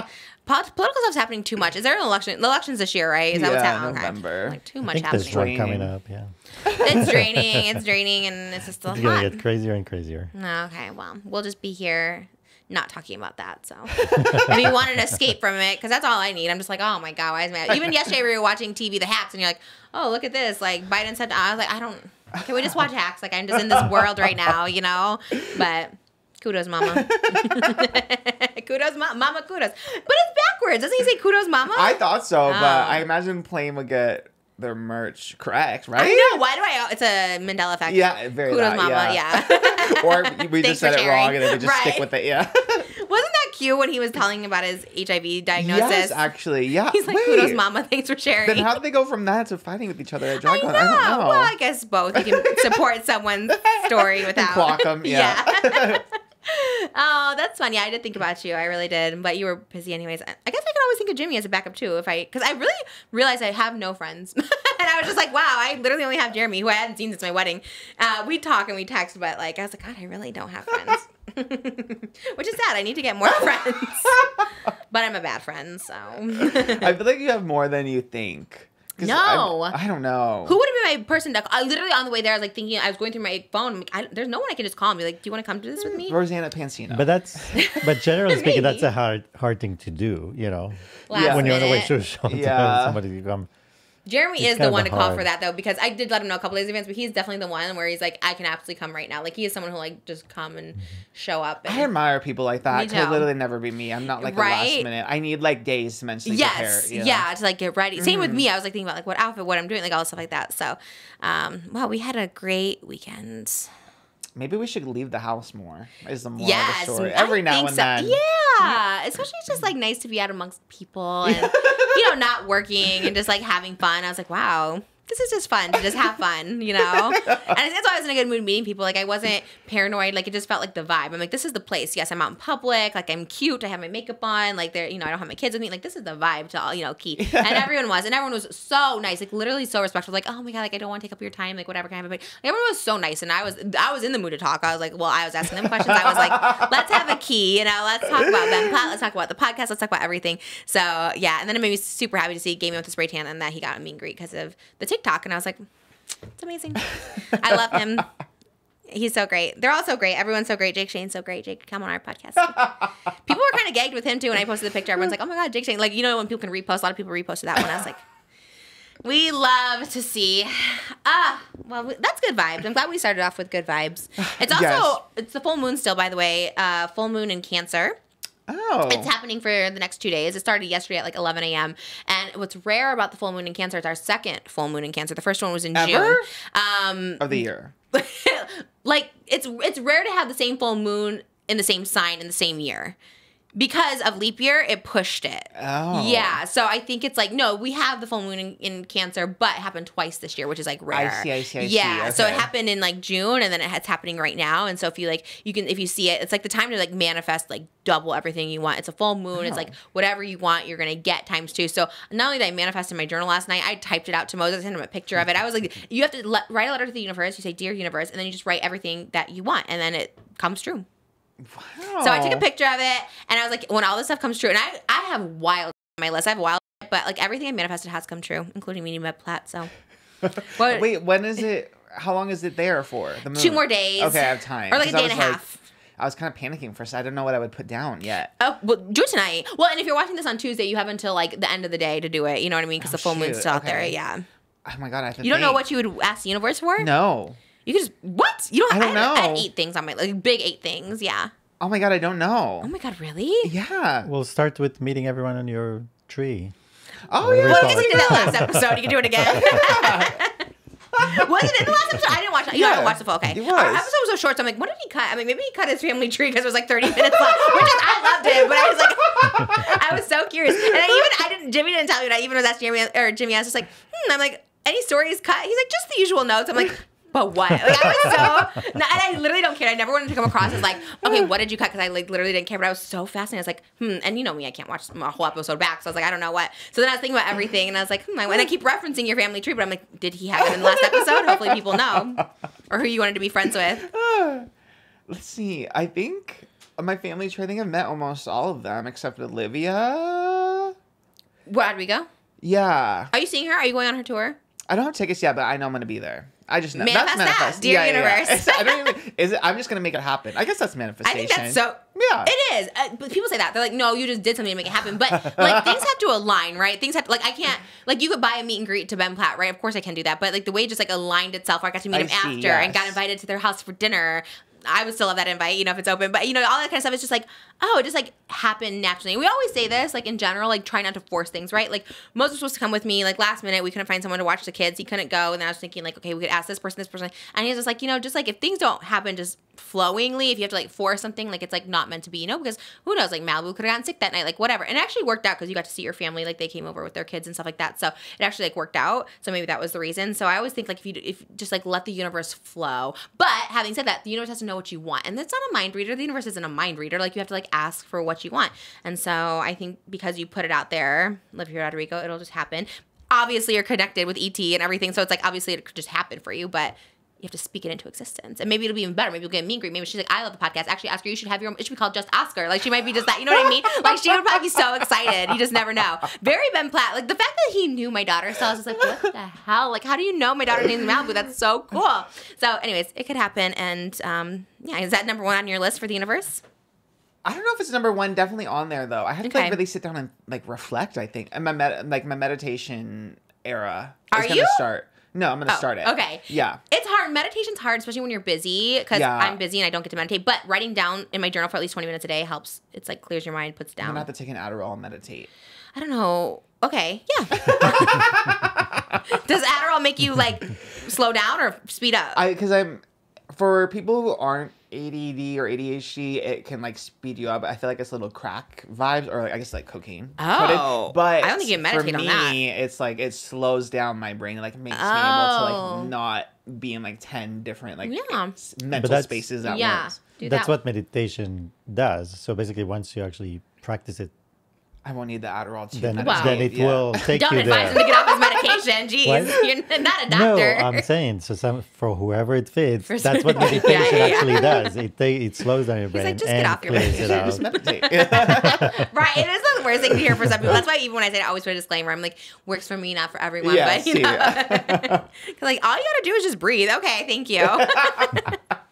Kind of tea though. If you actually do just have to breathe, it helps sometimes, you know, especially with like, anyways, panic attacks. Sometimes I have a panic attack, and sometimes you really do just gotta like, not for everyone, but it does help to take a breath. Yeah. So get in your meditation area, universal area. Mine was like I had like top 8. And mine were crazy. I won't say them. But, you know, some of them are basically, my first one is like, I want to live 50 yeyears more with, you know, my husband and my children. I want to live 30 years more with my mom and my dad. Like, I want $100 million in my bank account at all times. You know? What was my other one? There was other ones. I had 8 big ones. Oh, I wanted, you know, happiness, peace of mind. But there was some material things. Oh, all my houses. I wanted 8 houses. I want 4 in this area, the current place we live in. I went 2 at the lake. I want 1 in Palm Springs, a penthouse in New York, and 1 in Maui. Okay. Yeah, so I think those are my only material things I wanted. Oh, and luxury trips to all the Disneylands across the world. Oh, yeah. right, word. And that's really it, you know? That's but all, yeah. 8 ones. And I sent it to Moses. I sent it there. I'm like, you know what? I'm just going to speak this out there into the universe. It all sums up to like 500 million. Yeah, just about. No big. Is that it? Well, the Almani family in India could like pay for that. They could finance it. Maybe they'll invest. They'll be angel that's what investors. They'll pay you to come and perform. Yeah. Could you imagine? Yeah. I'd help people with that money too. I should probably put that on my universal list because I do want to end like world hunger, and I know that sounds so like cliche, Miss USA, but like I would love to go feed everybody that's hungry because that actually is like, that makes me sad. Like thinking about children starving. At a time and you feed everyone. That's sad. Oh, I hate it. All right. Well, that's the podcast. I know. That's it. I know. It's sad. Cause yeah. Okay. We'll change direction. I know. I can't even think of a fun way to transition. There's none. This is a hot topic for me. I'm really interested in the movie star effect of Glen Powell. And what do you think about Glen Powell? Because he's kind of like the it boy right now. Is like, he? Yes, Twisters, like I think solidified his like box office like draw because it was projected to make like 40 million and it doubled that. It made 80 for its opening weekend. Wow. Wait, Glen Powell's the it boy? I was just thinking about another person that was the it boy. I was like, no, that's the it boy. Oh, I thought Jonathan Bailey. Well, when we see the box office for Jonathan Bailey, I think that'll be Wicked, Jurassic Park. I know, but I think that'll be Wicked. I feel like Ariana and like Cynthia are like that's what the draw is. Well, the misogyny this is me is saying Jonathan Bailey. But Jurassic is like a good test for him because Glen Powell was supposed to be in or was offered Jurassic whatever it's gonna be, and he passed on it for Twisters. Not for Twisters, but he just passed on it in general. He doesn't want to do, I guess, another big like franchise or something. I don't know. I would do it. Wild, yeah. But yeah, like all my tweets, it's like Charlie XX, Brat Summer, Glen Powell. Like that's pretty much all I see is like Glen Powell, Glen Powell. Maybe because that's what you like look up. You know what I mean? Maybe no, they show you more. I don't. Like really? I'm not even a Glen Powell stan. I met the man once. Oh, okay. Like, how was it? It was before his big like. It was before the Sidney Sweeney movie, so it was before he like blew up. Was it before? I think so. It was like Ant-Man and the Wasp premiere, whenever that was. Okay. And my friend knows him, and he was just there. So she was talking to him. She's like, oh, this is my friend Oscar. And he gave me like such a firm handshake. Wow. And like would look directly in your eyes. Hey, Oscar, nice to meet you. I'm Glen. I love that. And it was so firm. I was like, wow. Firm handshake. We love that. But he's an attractive man, but I never like felt it. You know what I mean? Yeah, like, I don't feel it. Yeah. But everyone that's living for him, he's really like the it boy. He's making the money. Everyone's calling him the next Tom Cruise. I guess without the problematicness. Yikes. But I think the charisma when it comes to like movies is what they're referring to. Tom Cruise does have charisma. Like all the weird he does. It's like I love him on the podcast. You know, like he's still great. Yeah, and he like people see his movies like that Top Gun or whatever. But Tom Cruise is great, and he got us to buy the coconut cake. So. I don't think about him at all. But what were you saying is the movie star effect? Is it like just like now all of a sudden he's like one of our generation's like big movie stars, because there's not many that have like gotten like the box office draw when it comes to like this generation. Like Timothée Chalamet's kind of proven himself as one, and now Glen Powell. But there's not many like movie stars. Yeah, like, I know for what you mean. For the younger generation, and I kind of think Glen Powell is it. I would say Austin Butler, but Bike Riders kind of flopped, huh? Yeah, but in his defense, like, I don't know if he gave him much to work with. Yeah. But he also signed to that movie before he did Elvis. Yes. But it was after the Elvis phenomenon where everyone like gagged over him. But that's the release of it, which is not up to him. He probably would have not done that movie after Elvis. Yeah, I feel like now he's probably like more particular about like projects or whatever. And Captain Hook, we'll see how that does. Captain Hook? Isn't he in the new Pirates? Oh, yeah, he's rumored to be in like a pirate. Captain Jack Sparrow. But Captain Hook is Peter Pan. Oh, really? Yeah. But I love it. Love you. But you know what? We were watching Descendants, and I was showing you that guy that played Hook, so maybe that's why you were thinking Captain Hook. No, I just always thought Captain Hook is the captain. There's always one, one captain. Well, maybe in the sequel and the follow-up.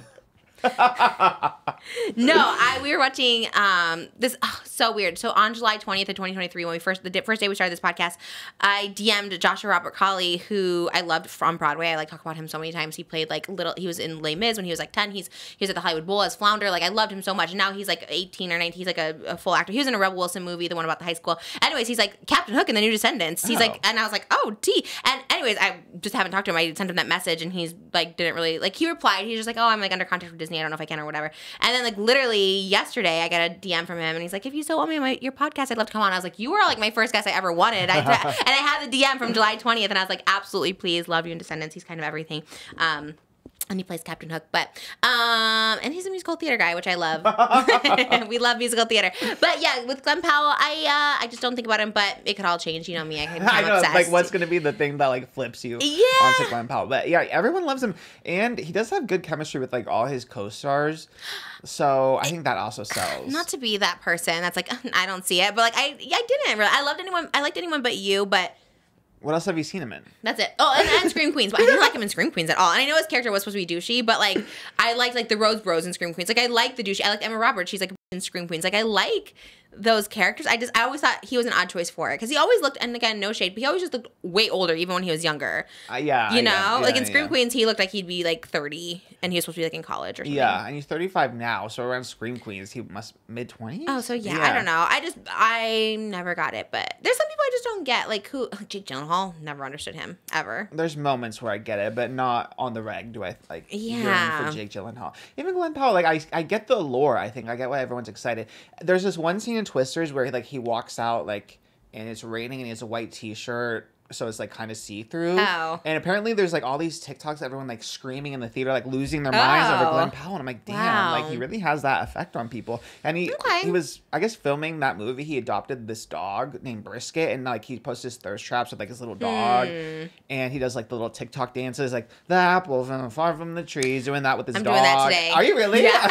I love that dance. I gotta do it. I was like, damn, I keep forgetting to. I know everyone's like, oh, Trisha calling out the manufacturing it all, but you know, it is what it is. It works. Yeah. I listened to that song on repeat yesterday for like 2 hours just because of the dances. So funny. And Glen Powell doing the dance. Yes. It feels a little manufactured in general, Glen Powell, right? Like I do really think this is where the anti-misogynist in me comes out, where I think Sydney Sweeney kind of made him, right? Like she's like, I like him, he's cool, so now everyone's like, we like him too, you know? I guess there was like, they helped each other though. The allure of their like showmance or movie mance, I don't know, whatever it was called. Yeah, they definitely helped each other. I strongly disagree. I feel like Sydney Sweeney was like the it girl before that. Everyone was like, oh my god, Sydney Sweeney had thirst over. She was the Mew Mew girl. She was in SNL with like her hoot, like all of it, like even before like Glen Powell, right? Like Euphoria, everyone, Logan Paul would be like, oh my god, that Sydney Sweeney girl. Like I remember him like gagging over her before I even knew who she was. I just feel like she was someone people gagged over and Glen Powell not. And yes, together, the joint slay of it all, I get, but I still feel like she uprised him a little more than he uprised her. I see that, yeah. I think Sydney was definitely more famous than him in that, but I think they elevated each other as far as like celebrity status almost, because like TV is one thing, especially like streaming TV, and with like when you think of Euphoria, like Zendaya, I feel like obviously it's like her starring thing, you know. And then I think Anyone But You with the like the little fake showmance, whatever, got like the mainstream media interested in and leveled them up Hollywood wise. Because then like Sidney became like a bigger producer after that. Yeah. Because before she was like, damn, I have to do all these like brand deals just to like afford my publicists and everything. Like she was saying how she made like no money from Euphoria. Which is crazy because she literally has like a $20 million like mansion in Florida. And I was like, did you just get that all of a sudden overnight from producing Anyone But You? And I think all those damn brand deals. She does like the Samsung. She does the Miu Miu. She does the oh my god, I even have her freaking. I think she does like Laneige. Oh, okay. So I have the lip balm. Wow. Sydney. Oh, I like that. Their marketing money is working because I have this because of Sidney. It works. I would buy stuff because of Sidney. I love Miu Miu because of her. I feel like everyone loves Miu Miu because of her. Like I didn't care about Miu Miu before. I know, T. And then all of she's at the Met Gala and Miu Miu. I was like, okay, that's what. I recreated. I think for ET when they came and did my house tour, I wore the bow. Yes, it was my Sidney Sweeney. Oh, I love that you remember. And that was before this podcast. Like she was always like the girl to me. I always like love her. Interesting. Yeah, and I mean. Maybe it is misogynist because Glen Powell's movies are doing really well, but like Sidney's movie after Anyone But You, but it was spooky, I guess. It was like the scary, like low budget one, so maybe that's why. I don't know. It is though. Guys will always just get more glory, even if the girl is like way better and superior. I was thinking that too because like everyone's like, wow, Glen Powell with all his co-stars, like he really sells like the fantasy because he's like him and his co-star in Twisters, Daisy Edgar Jones, like. They have like a really good chemistry. Had it with Sidney, but I was like, if it was a girl and she had that chemistry with all the men, I feel like it'd be like, wow, this whole. Like, that's horror, what it was. You know, I'm not like an Angelina Jolie fan, but I feel like that was her for so long. You know what? You're so right. Yeah. She's like, she just sleeps with all her co-stars. Oh my god, she like makes out with all of them. Oh, they're together. They're like, she was like hang on to all of them at premieres. Granted, some people turned out right with the Brad Pitt thing. Like in that case, it was right. But I think in general, you're absolutely right, and I think it's a little bit. But it's like like I said, it's like the Colin and Penelope. It's like everything. Like the men always get more of the glory, even in season 2. Like Jonathan Bailey, I love him, but the girl who played Kate, I know she's like a model and she's famous on her own, but I'm like, I don't think she got hype at the time, but I feel like her hype isn't as big as Jonathan Bailey's. And in this movie, like Glen Powell, I don't think is like the main character. The main character is Daisy Edgar Jones, who's like an actress. But really? I feel like Glen Powell's the one that's like really. Yeah, that's all. And also, very random note, the whole time I was thinking, I feel like we could have been in Twisters, at least as extras, because I was like, I would love to just be like screaming and like fight, like running away, fighting for my life. Yeah. Is there extras in it? Yeah, because there's like this isn't a spoiler or whatever, but because it's called Twister. So there's a twister that comes through and like rips off the movie theater or whatever. And I feel like I could have been in the movie theater like screaming. Oh, in an actual movie theater in the movie. Yes. Ooh. And I feel like Brooke could have been the main girl too, because it's all like very like Americana, like use your boots, stop working. Really? It's like that vibe because they're all like cowboy boots and cowboy hats. And... Brooke 100% could star in movies for sure, because she was like started out as an actress. I think. Yeah, that's what I was thinking. Yeah. I was like, I could see her in this movie. Like she gives Western vibes a lot. She loves like a denim short and a cowboy boot. Oh yeah, she's getting an agent, I think. And when she was here, she said she was meeting with agencies. Yes, so I can see her like in this kind of movie with Glen Powell himself. But all you talked about is Glen Powell for Twister, so that's all I knew about the movie. I didn't know there was a girl in it. So I guess that's what everyone else is talking about. It is, I don't know, it is a double-edged sword. I'm the same way. Look, I'm definitely always, I'm like, oh, Colin, even though like again, Penelope's the star,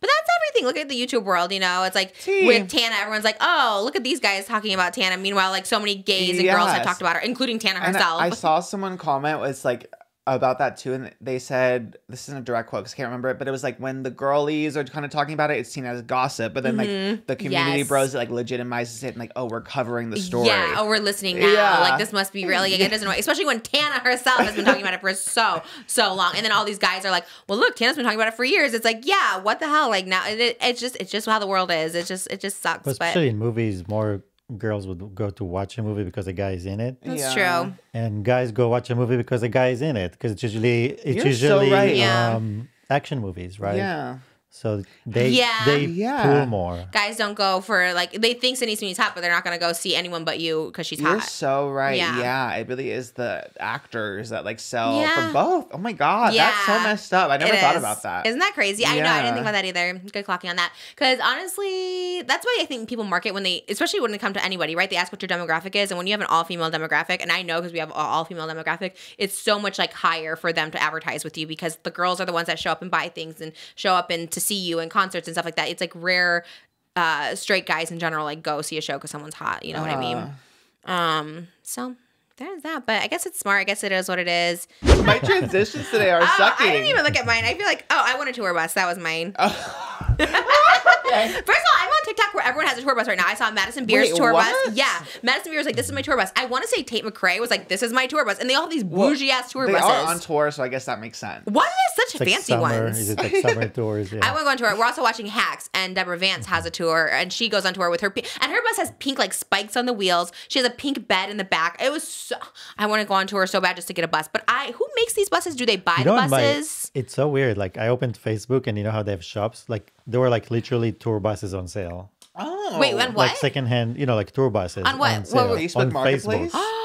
Yeah, it's so I want weird. to. I know I missed a touring call last week. I'm so good at taking every call, and for some reason I didn't have it on my calendar. And like it was for this touring company. I was like, I want to go on tour, and I was like, but we need to get a tour bus, which would probably spend all the money on the tour bus. But I would love to have a tour bus. They're so bougie. All these ones are so fancy. Like Madison's was fancy, Tate's was fancy. I was like, gosh, that one's fancy. It depends on if you get to keep it or not. If we keep it, fine. Then well, yeah, I would definitely keep it. most people rent them for the tour, and that's it. Yeah. Mose and I got a fight last night because he keeps telling me to rent a Cybertruck, and I was like, I want to buy it. Like, first of all, it was not even a fight. It was a fight. I went to bed after. I was like, I'm going to bed. I want to buy a Cybertruck for a photo shoot. I'm like, we're gonna rent a Cybertruck for a photo shoot. For multiple photo shoots, like every photo shoot we have. You know who gave me this inspiration? Jake Paul. He's in front of his Cybertruck. Every single one is him inside of a Cybertruck. And I'm like, that's like a background for a photo. And I'm like, that's perfect. We could do so many photo shoots out there, and it's a write-off. And so that's all we need. And I'm just gonna go get it. I don't know. I kind of live there. Yeah. Randomly, the Cybertrucks are going to be in Fortnite now, and I feel like that makes me want it more. But everyone still hates on the Cybertrucks. Every time we talk about the Cybertruck, all the comments are like, Cybertrucks are embarrassing. You're embarrassing. I used to think, but I don't know. You influenced me into the Cybertruck. I don't know how it happened. I'm love still it. like puzzled by it. Because you'll look tiny. That's why we want to get it. Right. You know? You keep selling it that way. So let's get a That's monster so truck. But I can't drive a monster truck. You can drive a Tesla truck. You just did. Okay, well, it didn't make me look tiny. God, I really wish someone filmed that. I know they didn't, but man, crawling up to that monster truck behind Katy Perry's butt was kind of iconic. It was everything. I'm sure they have, behind the scenes of everything. That people are just... I don't know if they filmed that because like she was in her bikini and so like her butt was out and everything. She looked so good and she smelled so good. Like it's actually so crazy when you like smell someone like that. It's just like crazy. Maybe just tiny people smell good. I don't know because I sweat so much, not because I'm bigger, whatever. But it is kind of true. I think I sweat more than the average person, and I always can smell a little musty, especially with like a spray tan. She smelled gorgeous. She smelled like coconuts. Speaking of coconut, she smelled like a coconut. She smelled so good. I love her. I became a stan. I'm obsessed. And then speaking of Cybertrucks too, Kim Kardashian, everyone thought like there was a big conspiracy that she like broke her fingers off in her Cybertruck. Yeah. And then I watched that episode of Kardashian just so I can get to the bottom of it. I'm still suspicious though. I feel like maybe she's covering for Elon or whatever because she said she literally like almost chopped off the tips of her fingers because of her. What was it? Her shower door or something? Her bathroom door? I think it was the door outside. If you look at in her bathroom, she has those like huge floor to ceiling doors, like windows. And she said she it got caught. I actually have no idea how that happened. I've seen it happen. Yeah, because they're so heavy. So let's say if you close it and then you place your hand thinking that you're gonna stop it. No, that door is heavier than your finger. Because I would agree with you, but the Tesla truck, it's like Kim's not in the front of her hood, like doing work in her car. Like, why would she be lifting that? People have said it's the trunk. Like when you close it, it's the sensor in the trunk. There's no engine over there, so that's your trunk. You open it, so you do use that. But I mean, yeah. She definitely would not say if it happened because she's sponsoring it. She's definitely not going to say. That's so wild. But there's lots of videos of people putting, a cucumber or is it that sharp? Carrots. Is there a way to just do it with a button? You have to close it? I think it's not about that. It's more about if your hand is there by mistake or, while it's closing or something. Well, we won't use the trunk then, I guess. Never open the trunk. That's scary. Oh my God, that's like scary. But is that true with any trunk or it's just like super sharp on a Tesla? No, most cars, when they feel resistance, they will come back up. Like they'll stop. They have a sensor. Oh my God, that makes me queasy. I don't know why. Stuff like fingers, like anything cutting on a door, like makes me queasy. And your mom sent it to you, so that makes me believe it because your mom's usually really right with her. Usually right. Not with the Kardashians at the Met. Facebook News. Facebook News knows what's up. That's true. I do want to get a baby one for Malibu. Someone else had it. I think Rebecca Zamolo had one. She's like an influencer. Oh, like a baby's? Yeah. Oh, that's cute. You have to get both.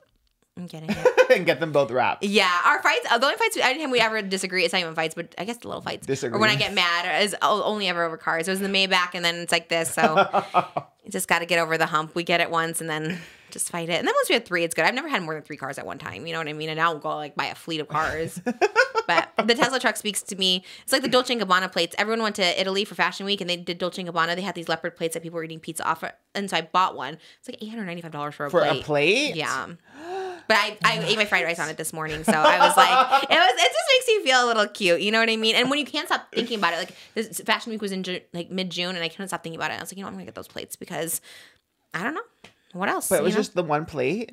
Technically two. You'll see in my TikTok tomorrow that I opened it. I was like, I got one bowl, and it came with two. So okay, yeah. work. So it's like $4.25 or $4.50 or yeah. Not bad. I don't go anywhere. We haven't traveled. We're not going anywhere. You know what I mean? I think it's okay. That was my birthday present to me. I didn't buy myself a birthday present this year. Well, there you go. Yeah. You still have, like, you always turn it around and make it back to being relatable. It's Thank like, you. oh, okay, it came with two. That takes the price down. It was your birthday. There you go. We're back It was my birthday. You're It not was my like birthday. a Silvana moment with, like, the complaining about the trip or whatever. I guess I'm grateful for every one of my Dolce & Gabbana plates. And I ate the fried rice. I ate P.F. Chang's fried rice off of it. So that's the relatability. It was so good. Made me a little sick, though. My stomach's a little queasy today. But I didn't get my turkey last night. Everything was, I'm telling you, my weekend was thrown off whack a little bit just because, like, I don't know. I think because I slept in on Sunday and then that threw everything off and I couldn't get my turkey sandwich. Yeah, I feel you.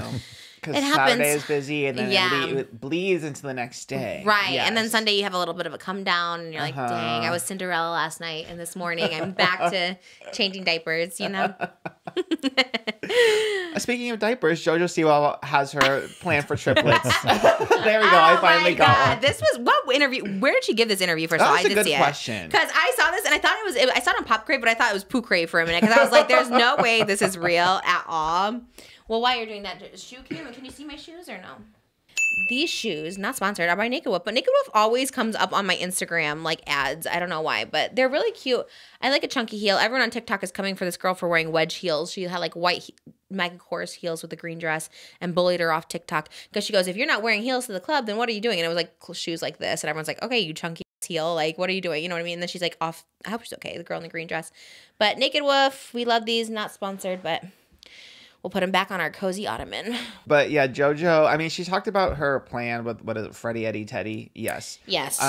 She's been with Access Hollywood before, but then she talked about it again with Cosmopolitan, where she specifically said that she wanted to have different surrogates for each of the triplets. So they would all have a different surrogate, maybe different birthdays, but it would be like the same batch. So they'd be from the same batch. So technically they would still be triplets. Why did she want them in different surrogates? That is a good question. They're all the same egg and sperm? Yeah.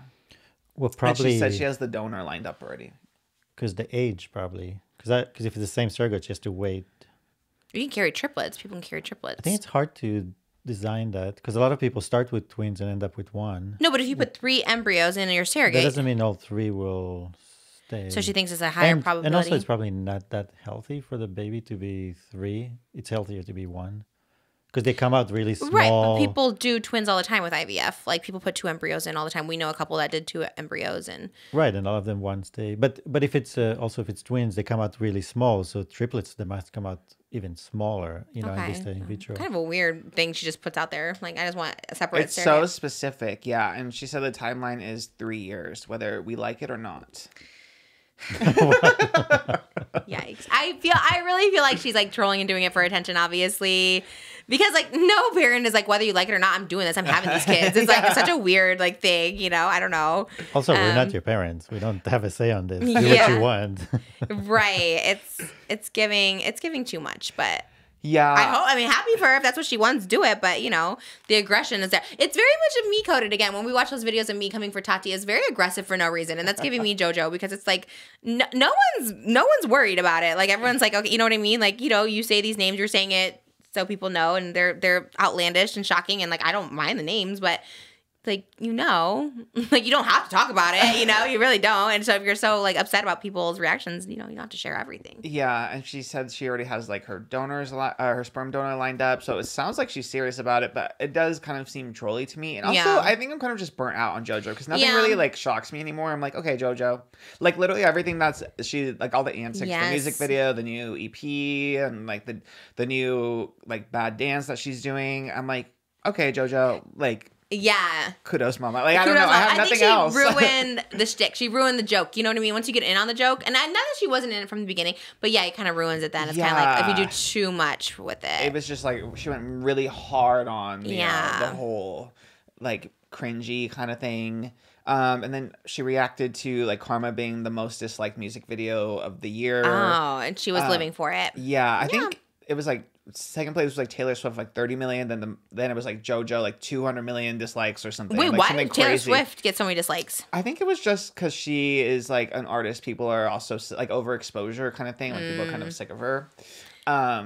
But she was like celebrating it, and again, I was kind of like kudos show. Like I don't know. I'm like, whatever. Yeah, she gets it. She understands it. She's fine with it. But you run out of shocking things to do. Yeah. That's where I was at too. I was like, oh well, this might be over. That's why I'm like trying to lose weight because that's the only last shocking thing I can do. Like what else can I do? If I was like 100 pounds like a bobblehead, maybe that'd be shocking, but nothing else is gonna shock people.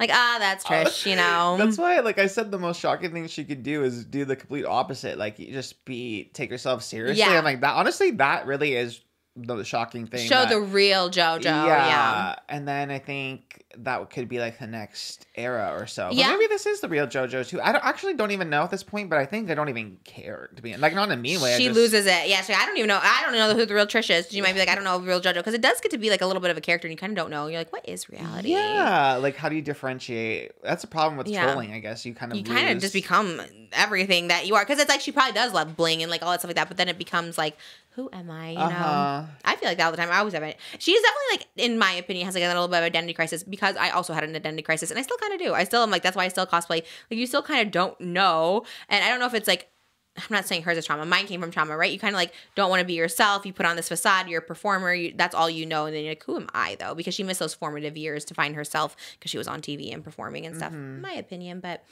Yeah. Not that that's a bad thing. I turned out fine and you can have a successful, happy life, but it's also and like... she's still very young. Like, she could, the world is really like hers for the taking. Like, she has access to everything. Like, she has money, she has fame, success. So, anything can happen with her. But I'm kind of like, and then I saw Tana went to like her album release party. And she did? Like, yeah, they're like the video, like she walks in, JoJo's like, was that like Dave and Buster's or something? Yes, it was at the Dave and Buster's, and I'm like, okay, JoJo. I love that. Yeah. I love it. Okay. They worked it out on the remix, I suppose. So. Oh my God, I wonder if Colleen goes to those things. Like, does she see everyone? Oh my God, I didn't even think about that. Because she does. I see those little vlogs pop up, and it's like, JoJo's release party. I was like, okay.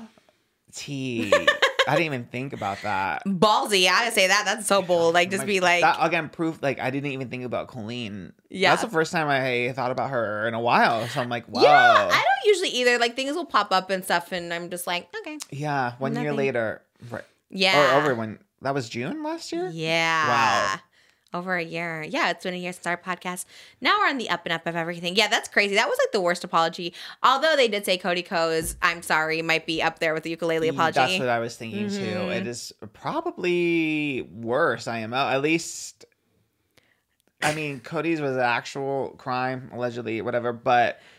Yeah. Well, there is an alleged one for Colleen. Like, there is allegedly Adam's story of her sending the things, which is pretty wild. And I lean to believe it a little bit because we just know she has sent out my nudes to other people who were just very young. And we know she had a weird relationship with Adam, so it does make I don't sense, doubt it. Yeah. But unfortunately, Adam's not like Cody Ko, where just kept every little screenshot. But, like, wish he would have. Honestly, go find those phones. Maybe, like, you could get a record in the cloud or something like that. Yeah. I would think you could. I don't know. It sounds like a lot of work, maybe. It does sound like a lot of work, but I know, like... This is so, like, obviously Adam's not gonna do this, but I know, like, with, like, whenever there's a crime or whatever and people have to, like, everyone's like, they think all because you delete it, it's like from the phone it's gone, or you completely, like, erase your phone. Like, if the FBI or, like, whoever's investigating needs something, like, they can literally, like, it's all still there somewhere. Like, they can get the... If they contact the carrier or whatever. They can I wonder how long ago was it. Does that have a statute of limitation, like the Cody Ko true. thing? You know what I mean? Because maybe he's like Tana, where he's like, okay, I don't want to, like, press charges, but, like, I still would be so... I would always just want to know. I'd always be like, did this actually happen? Because then that's actually like a sicko. You know what I mean? Yeah. Yeah, I don't know what apology is like worse. Just taking away the crimes or the alleged crimes is like... I think Cody's is worse to me. The apology or the crime? Both. Yeah. The apology was crazy because it was... I mean, does it even count as an apology technically? He was like saying yes to the I'm sorry. He was like, is it too late now to say sorry? So he was kind of like agreeing with the music. Is it too late now to say sorry because I'm missing more than just your body? I don't know if that's the way to do it. Yeah, ew. Yeah. There could have been like, there's another song by like Buck Cherry. It's like, sorry, I'm bad. I'm sorry, I'm blue. Like, you could have done that one. Does anyone know Buck Cherry? I don't. Okay, literally so old. I used to think that guy was like so hot when I was like 10, you know, inappropriate. But yeah, this was wild. First of all, okay, so it was during the day in Vegas. Cody Ko had a DJ, which is like, what? Like, yeah, Encore Beach Club. Even Colleen canceled her shows. She had shows that weekend and canceled them, you know? So it's like, again, these people have the money. They're not like, we need this to like, and there's contracts, I'm sure, but I'm sure where was it? Encore? Yeah. I'm sure Encore doesn't want the association. Like, they shouldn't have the association, and rightfully so. Like, if like he's performing at Encore is in support of this person, right? And Encore is showing like, we support Cody Ko, like we want him here. It's like such a weird like look for them too. Because I think Colleen's people, I think like, they were pulling out. I think like venues were pulling out from her tour. And so this was a very weird thing. Like, could he have brought in like that much money?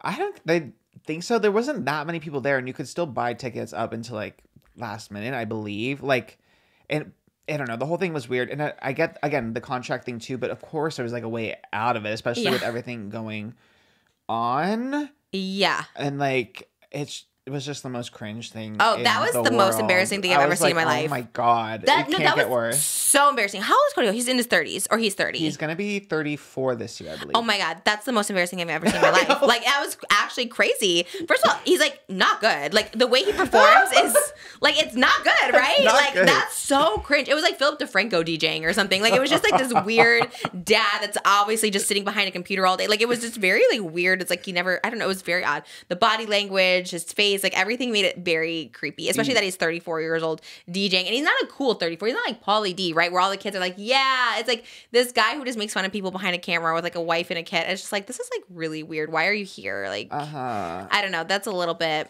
I side-eyed. It was embarrassing. That was embarrassing. Period. Yeah, and not in a camp way. Cody Ko's not camp. Cody Ko is cringe. Cody Convict. I thought of that one. I was like, that's pretty fierce. That is crazy, allegedly, yeah. But yeah, and it's like a lot of people that used to watch him said like, this is the kind of guy that he would make fun of, like, you know, back before his cancellation. It looks like a parody. That's always the case. They always turn into the thing they hate. Yes, you either you die a hero or you live long enough to be the villain. That's so many of these guys, right? Like the David Dobrik. Like, he's really a David Dobrik. He's really all these people. What is with it? I guess they just. I was just thinking about this too. It's like all these influencers. Like, why are they so like careless? Why do they all do these like weird? Is it just like the power? It's like Zach Justice too. It's like, what is it? Is it just because they have access to these, you know, people and things? It's like they can do it, so they get away with it. I don't know. I don't know the power of it all. The psychology of it is so weird. But why all young? Like, David doesn't have any like young girl allegations, although he has like bad ones against him. But it's like, why all these like young girls? Like Zach being friends, even if you're just friends with a 16-year-old, like weird. Cody Ko being friends with high school girls, weird. Olivia Rodrigo has like this line about like her age gap relationship. And it was like, because girls your age know better. And I feel like that it's very that. Like, you know, the older girls are just like, they're a little bit wiser to the antics and like the manipulation and stuff. But like, without the life experience, you don't really Of course. You know? You're like, you idolize this person. There's something you want to achieve. You love it. You know what I mean? Like in Indiana's case, like she has Zach like helping her and like all this stuff. So it's like this weird, you know, of course you feel some type of like attachment, even if it's a friendship, whatever. Or in like the Cody Ko case, like why are you with all these high school girls? Like why aren't you with someone that's in college with you? You know what I mean? Because he was, I think it's alleged or maybe it's confirmed. I don't know. But it was the one where he's like 25 in the vlog and he has like a 17-year-old. It's like a Vine. Yeah. And the 17-year-old. And it's like, why are you still hanging out with high school? We were talking about this. Like even when you're a freshman in college, when you come back and you're like visiting seniors in high school, like it's still weird. It's like, go be in college. Like don't come to the homecoming games. Like that's like a lot or whatever. I don't know. It's like, especially if you're dating someone, that's even weirder. And I don't know if that's a thing. But there was a clip of Cody and Tana. It's even weirder to see these. And I don't want to like harp on it too much because I know Tana's like probably wants this all to be done. So I'm not trying to like really harp on this part. But watching videos of them when she was 17, that one where she was teaching him slang. Yeah, at the table. And he's like, he goes, oh, I'm like way too old for this. And he's like, you're literally a teenager. Like he's just like understanding like how weird it is just doing this video, like the language video. And then seeing how young Tana looks in these, like, I get it. Like everyone's like, because Gabbi supposedly said, you know, I know she looks older, but to me, she looks like a baby. Like she looks and talks like a baby. And these like in the sense that she was 17, right? But she looks so young. And I was like, how does anyone think like, yep, this is something like she, and he even says it. He's like, you're a teenager. Like, this is weird. I'm too old to be knowing these words. I'm like, how do you even go from that to like the hookup? You know what I mean? Like, even if it's just making out, whatever, you know, I guess more happened, but you know, it's just so, I can't wrap my brain around it. I can't wrap my brain. And it's like, how does he And it's like repeated behavior too. It's just like with hanging out with young, or even like an Emma, like being 16. It's like, how are you just like come into our house? I get the content part, but then you have like the jewel and this and that, and I don't know. It's very odd, very weird behavior. Yeah, seeing the vines. I mean, it's the timeline with the girl that was in his vines is kind of weird because it's like kind of like the Zach Indiana thing where like her birthday is like, it's hard to like map it out exactly, but she was in high school and like 17/18 was a vibe. She's the freshly 18 as they all say. Yeah, because I guess this is all like, I don't know, I'm learning all this like now, like seeing it come out now, but his group, whatever, in the Vine days, like they have these like group of high school girls, and this one in particular, there's like a Vine of him like kissing her or something, and then there was another photo of him carrying her like on his shoulders, and this girl was in high school. She was a senior in high school, and her birthday was like in May, so it's kind of like around that time, so it's hard to tell like what it is exactly, but either she was 17 or she just turned 18 when they were like hanging out, and we don't know if they dated or whatever. Yeah. But even so, they are like in Vines on Cody's. What was a Vine on his page? What did we call a Vine on his Vine? Yeah, on his Vine. He did have videos where like he kissed her, and there are photos of him carrying her around, and she was young. So yeah. Too much. Mm-hmm.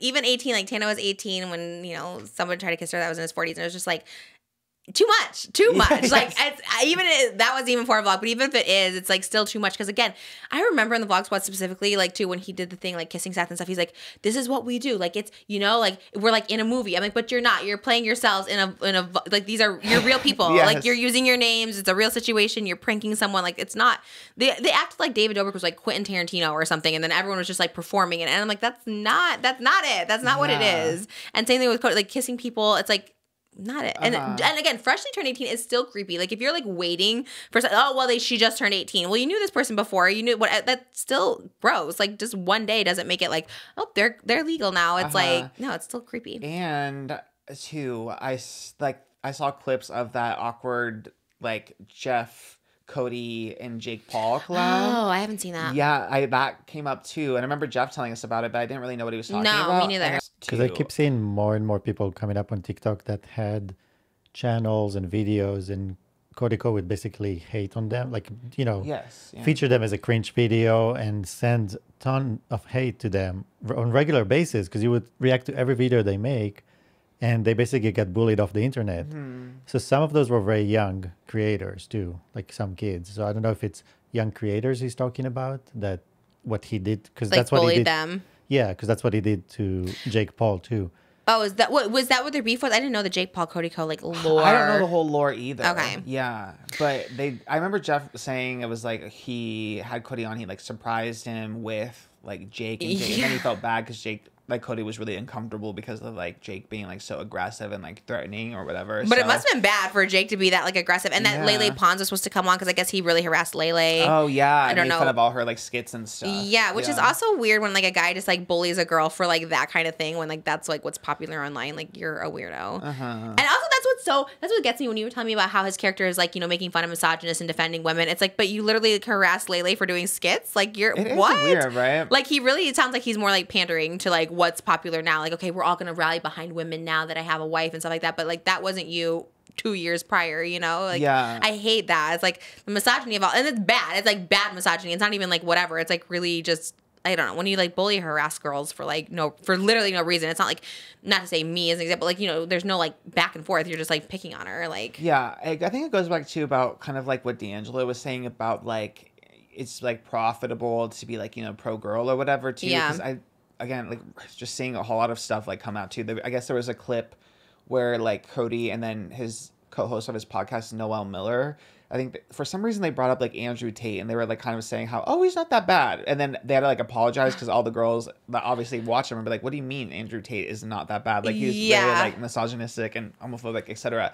So they kind of had to like backtrack a little bit on that. What a weird, that's a hot take. Yeah, so there's a lot of like moments like that. It's like, okay, then obviously the whole like, he was more frat boy coded than I think anyone ever realized. And then you're like, oh yeah, that's not. Yeah. Yeah. But that, you know what? That's what happens. Now all this other stuff is coming out, and it's just like, yikes. Yes. And Kelsey hasn't said anything. His wife, nothing. who was also the only reason I bring her into it because usually I'd be like, oh my god, you should like leave the wife out of it just because of the Emma Chamberlain thing. So I just wondered if she had anything to say about it. I think so. I saw a screenshot. I guess she like posted about reading a book or something. Oh. So I think she is like kind of around, but she's like, how I've grown. It was like it was like a romance, like, but it wasn't even like, it wasn't like a self-help book, Yeah. like working on myself Was, to like, be a better person. But it is weird. I heard too, like usually Kelsey and their baby like goes with them to the DJ gigs, but I don't know. Like I don't know if did he like leave the like it's a weird time to like not be like with your family. Oh, for sure. No, it's like, but I guess that just gives everyone like solidification of like this happened, like obviously, because like if it didn't, you would say something, you know. It's I'm playing sorry and like I don't know, it's weird. That's cringe. That's so cringy. Do you think like obviously it was like on purpose?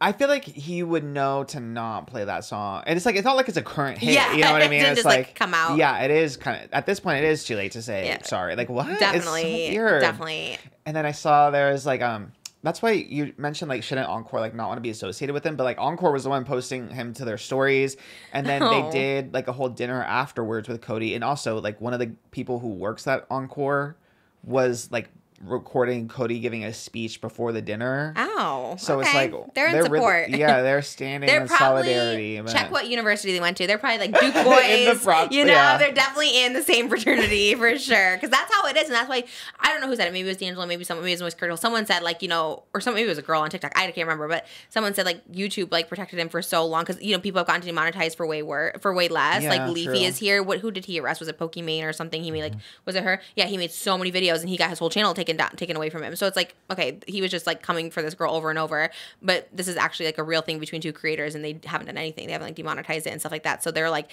it's kind of a boys club where they like are just protecting him for as long as possible until it becomes like too overwhelming. Like sometimes it could just blow over or just as like too overwhelming they have to. But yeah, some of the channels that they've deleted and demonetized have been like for way less. So like it's like Sniper Wolf. I get her thing was bad, but it's also like but this comparison, is bad. Yeah, this is like way worse. And like literally, yeah. You can't demonetize for like a month or something. It's like kind of wild. Yeah. He must know someone over there. He does seem like a connected type, but yeah, and I think people forget that too. Like it's because obviously like some of his fans are like, well, obviously he's still gonna DJ, like he still has to make money for his family. Listen, I know. Literally he could walk away now and be set for life because he just has such obviously YouTube alone he's fine, but then his brand deals, like all his videos were always sponsored. He has like investments in so many different like companies and stuff. He has his own like Tiny Meat Gang network. He's been touring for like years. Yeah. He has his merch. He has music. He has the DJ residency, whatever it is. I don't know. Like he is set for life. I don't feel bad for him. Like no. If he gets canceled or whatever, it really is. He's like more low key on YouTube, but that's all that's gonna happen. Like he'll be more low key, not as mainstream, but he'll still be filthy rich. Yeah. I think he just bought like an $8 million house. Like he's good, you know? So what? I know it's a weird excuse people use. It's always like, that's what I think. Yeah. I don't know. Drew and Enya has officially left Tiny Meat Gang though. Yes, which is bold and like kudos mama. Kudos for mama. real. Yeah. Mama kudos. We really got to switch. I keep reading, I know. Yeah. That's pretty. That's a big statement. Yeah. I feel so bad for them too because they literally like, they've only done a few episodes on that set. Yeah. Freaking Drew's in the air, like doing all these like weird stunts. That was production. Yes. I guess I didn't know. Now I really like deep dived into them, and I didn't know that they did like little skits all the time like that. And I think that's kind of cute. Yeah, I love that. I was like, okay, it was like a Mission Impossible thing or something. Yeah. They're also like a little trolly in like the cute trolley way. You know what I mean? With their like, little skits and stuff. It looks real. When we saw the wall, the first time I ever heard of them was the wall smashing on them. And I'm like, in that Challenger shirt, I was like, who are these people? That was good. That was production. Yes, and they're very good at acting too. They sell it. They sell the fantasy. Totally, 100%. I absolutely adore them. So and the one where I think they were talking about you asking like, oh, he's gay, right? And then but Drew like smashes a glass bottle like over for saying like Happy Pride or whatever. Yeah, yes, and those bottles are expensive. They're like $100 for a breakaway bottle. I remember using those on my music video, and he's like, "You only get 2 of these because they're $200." And I was like, "Okay." So they got production. They have production, but I think they'll be like fine and obviously better. Yes, and I think having the like respect of your audience, like I think they realize that is probably like the most important thing. You know what I mean? Sure. Like, doing what they feel is like morally correct and you know, making sure their audience can support them without feeling like any type of way about it, you know? Because obviously it put them in such a bad position. But like, okay, anyone saying Cody can't get out of his DJ contract, but these two, who are like a lot smaller in comparison to Cody Ko, are getting out of whatever contract they have to leave a network and do their podcast independently after they just had this whole big set, you know? Right. Like, what? They can get out of it. Yeah. So, I don't know. I feel for them. But I think you're right. When they go independent, I think they're gonna slay even more because obviously, like, more people have heard about them, and I feel like they're so commendable. I hear them everywhere now on every podcast talking about them, and everyone likes them now. Like, it's just more mainstream, and which is good. And they've always been popular, even like before we talked about them. But like, I think that's gonna be even bigger. They'll look back at this and be like, "Thank God we went independent." Because why should they share anything with anyone else? They're talented on their own. They don't need even that set or anything. They really they built it on their own. They can hold it on their own. They'll be like, "Thank God we're independent and we do it." You said something. What do you think they were gonna do? Get a TV show? What did you say? You said something about them. I think they have the potential of the kind of people that will get a show, like a show very soon.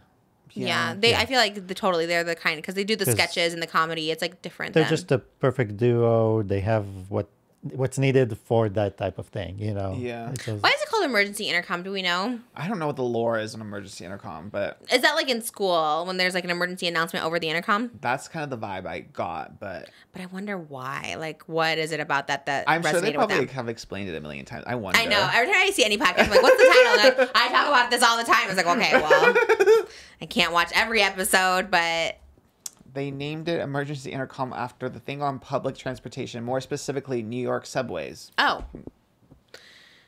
What's the emergency? What does that mean? What's on a New York the subway? Emergency intercom system, like, you know, what do they evacuate say? Or whatever. I don't know. Or just like, you know, you never understand what they say on it. Never. Like, what do you mean? Whenever I'm on the subway in New York, like, they say stuff like I'm trying to hear and listen. You can never understand what's being said. It's all muffled and stuff. Oh.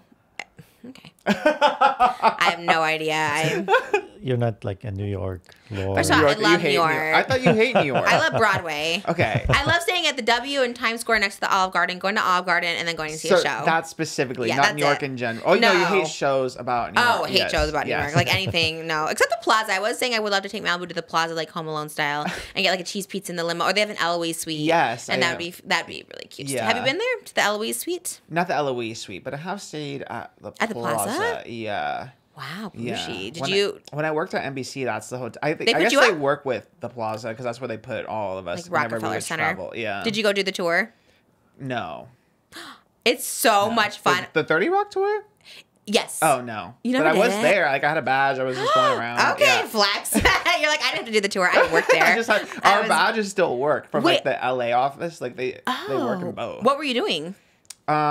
We had like the show I worked at was doing like a week there, like in the like where the ice skating rink would be. You know? Fun, yeah. Yeah, I remember we had Miley Cyrus. That was like a big one because she was on The Voice or something else? It was Access Hollywood. Oh, okay. Because NBC, but yeah, it was like a thing with like The Voice or something because like Miley Cyrus was like a host, a guest host or something. I don't know. Man, the 30 Rock tour. God, I have to find this video. It's so much fun. At the end of the 30 Rock tour, they put you in a set, like a talk show set. Have you seen this? I've seen videos of like photos. I hope mine's still online. If not, maybe it's unlisted. I'll send it to Jimmy. It's so much fun. So at the end of the tour, and you're so hyped, right? You're looking at SNL. You're looking at where Johnny Carson was. You're like, I want to be a part of this, whatever. And so then they put you in this like TV set, and they ask who wants to be the host of the show, who wants to be like the narrator, who wants to be in the band, and who wants to be the guest. And of course, I got to be the host of the show. It was so much fun. No. I'm sorry. I was the guest. I blame the crew, not me. Huge fan of the show, and you. Thank you. Love Likewise. you. The feeling is mutual. Oh, thank you. Great to have you here. How's New York treating you, Trisha? New York is wonderful. This is my first late night talk show appearance, so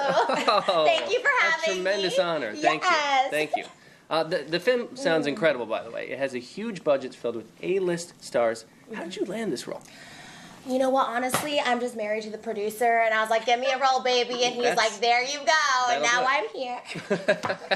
They're like, the person who was the host kind of flopped, no offense, but it's all people in the tour with you, and so I think my mom was in the band, I think my sister was in the band, and they give you lines, there's like a teleprompter, and then I was on the guest, and I went off script. I was like, I'm just gonna answer just like whatever. Did I show you it? Somewhere, yeah. When we first met, like. Oh, I was so proud of that. I'm still so proud. It wasn't even that long ago. I want to say it was like 2019 after like my Heartbreak tour. I like went there and I was like, this is. I think I'm even wearing like an SNL sweatshirt that I just bought on the tour. That I love. Oh, I love a Universal tour. I love those kind of things. They're everything. I hope they still have them. If you're at 30 Rock, do it. It's so fun. And it was like I was a guest on the show and I was like just giving because in my head, even I was like 32 at the time. I really thought like, what if someone sees this and wants me to host like SNL or something? You know what I mean? Like I thought someone at there would see it.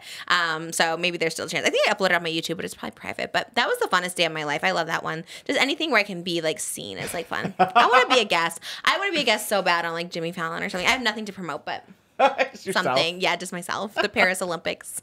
Fashion Nova did a Paris Olympics collab, and I'm the face of that. I'm there. You can see it on my Instagram. I actually don't know if it's Olympics. It just says like Paris 2024 USA. I don't know. Olympics coded, right? It's Olympics coded, but I don't know if it's an Olympics like association. Yeah, maybe I shouldn't say Olympics. It's sports related apparel, and I did a whole. It says all the words around it. That is true. It doesn't say Olympics. Yeah, Fashion Nova Paris 2024 USA collection. It looks great on you. It looks really good. Thank you. Yeah, they were cute. It sent the official box and a little invitation that said Paris and a whistle and and a whistle. And a whistle. It was cute. It looked official. I love it. My Fashion Nova contract is coming to an end. I hope they renew me. It was fun. I did a lot. I did like 21 posts for them. So renew me. I love you. This is Fashion Nova today. That's a great gig because that's all that fits me. So that's like perfect. I even wore it to Ben Platt. I wear it everywhere, even when I'm not sponsored. Oh, Cody Ko. I mean, he's all we got, really. I mean, for the Hot Topics. We definitely don't need him back anytime soon. I think we have enough white guys commentating. Oh, very I realized when all those guys started coming forward, I'm like, God, they're all the same. Not the same, but they just look the same. Not to be whatever, but like Philip DeFranco, Moist Critical, Cody Ko, like they all kind of have that same vibe. And there's more that I don't even know the names, and they all just kind of look like each other. You know? Yeah, I get you. The vibes of it all. I don't know. My point is, I don't think we need another one. We have so many. Good. If we miss one, you know. The Chantel Jeffries, Alissa Violet. Oh yeah, sure. I mean, I had Corbin Blue, but we can go there, I guess. That's probably more exciting for people to hear. Yes. How do I know Chantel? Like, how do we know her? Like, I've seen her before, but she is like influencer. Just influencer. Yeah. Was she the one that did she used to be friends with Kylie Jenner? Or am I making that up? Seems like she's been out there. Chantel Jeffries. God, I've just seen that name so many times. Yeah, she did used to be friends with Chantel Jeffries. She might have modeled for something. I just remember her from like so long ago. I remember she was a Pretty Little Things model. Like every time there's a Pretty Little Thing party or whatever, she was always there. Yeah. Love that. So like socialite influencer. But is she still doing influencing or is she just like, is this her return back? That's a good question. Let's see if I imagine she's still been around. She strikes me as someone who just like invested in crypto and is like so rich. Just like very Amanda Cerny. They're just like so rich and you're like, how did you get so rich? Amanda Cerny. Yeah, I loved her. God. And her and Johan are just in this mansion in Miami with all their dogs, and they're just like living life. I'm like, how do you have so much money? No, she's still been posting. Okay. Still hustling or just posting? Doing a lot of modeling. She's still hot. Wearing bikinis. Yeah. Oh, man. When girls age like beautifully, like I know she's old, but she's been around for so long too. Like, and it's just like, God, she looks so she's so gorgeous. Jesus. I know. I don't understand. God. Like, I've never been that girl. Like, I want to be that girl. It's just like pretty to everybody. It's like, you just are pretty. No one can deny it. You know. Yeah. I'm more of an acquired taste. I'm more like Ken, you know, Gypsy Rose's Ken, where it's like some people think they're hot, but not everybody. You know what I mean? Not true. Or is it Ryan? Which one is it? The bigger one? Ryan's the bigger one? Yeah. Yes. Oh, I'm the Ryan. I mean, no. But people like him, but not everybody thinks he's universally attractive. Frequent comments is that is it face card? The face card never declines. Well, those are my people. But I do have a good face card. But I'm talking about everything else. It's like a total package. I'm like a 7, even which is better. good. What are you talking about? Well, the face is good, but I would like the body. Okay, thank you. Everything. It doesn't matter when I have your validation. That's all I need. Thank you. But Chantel is universally. She's like Silvana or Amanda Cerny or Alex or Monet Michaels. They're all universally beautiful. Yeah. And she's been kind of out of the mix though, as far as like drama, but she kind of came out of the woodworks. Didn't say too much because she didn't want to like involve anyone else in it, but kind of just clocked Alissa Violet for just kind of that mean girl mentality that Brooke and Tana discussed on Canceled. Yeah. So to have like someone who we were so like closely tied to, like also say that because they were like besties back in the day. Yeah, there was even like one of them when they were still besties, and they're saying like, "Who's meaner?" And they're like filling up her cup. I was like, "Damn, they're really calling her out." No, my whole For You page is is Alissa Violet, like, people were victimized by her. Like, there's just, like, random people. There's one girl who's like, yeah, we were going to a party, and, you know, I was talking to a friend, and she was inside of this pizza thing, and she comes out, and this guy that she knew was talking to them, and she goes, you whores, why are you talking to the whores? And she was, like, harassing them, like, yelling at them on the street. And then they're like, then we got in this car, went to the party, the guy jumped in with us because he's our friend or whatever. And then all of us around, a sudden, like, a black SUV comes around, and we thought it was, like, an Uber and whatever, and our windows were rolled down, and Alissa Violet's just yelling in, like, you whores. Like, I'm like, is this real? Because, like, she was, like, driving it, just, like, yelling at them as they were going to the party. I mean, I tend to believe it, but my whole FYP is just stories about her, which they sound legit. Because, like, why would someone make that story up? It's kind of random. And when there's so many, it's like, oh. Especially, like, someone like Chantal, who was, like, notable and was friends with you. And Amari, like, the sweetest person. Oh, he did? I didn't see his story. What did he say?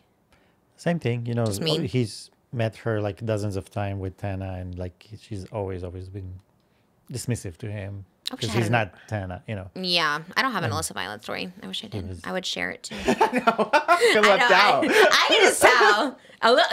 Surprisingly, she wasn't mean about me in that little clip that she mentioned me. It was a little condescending. It was like, I know you're friends with Trish, but it wasn't that mean. Which is good. She gave me like that fat pig Trish. Could you imagine that she said that?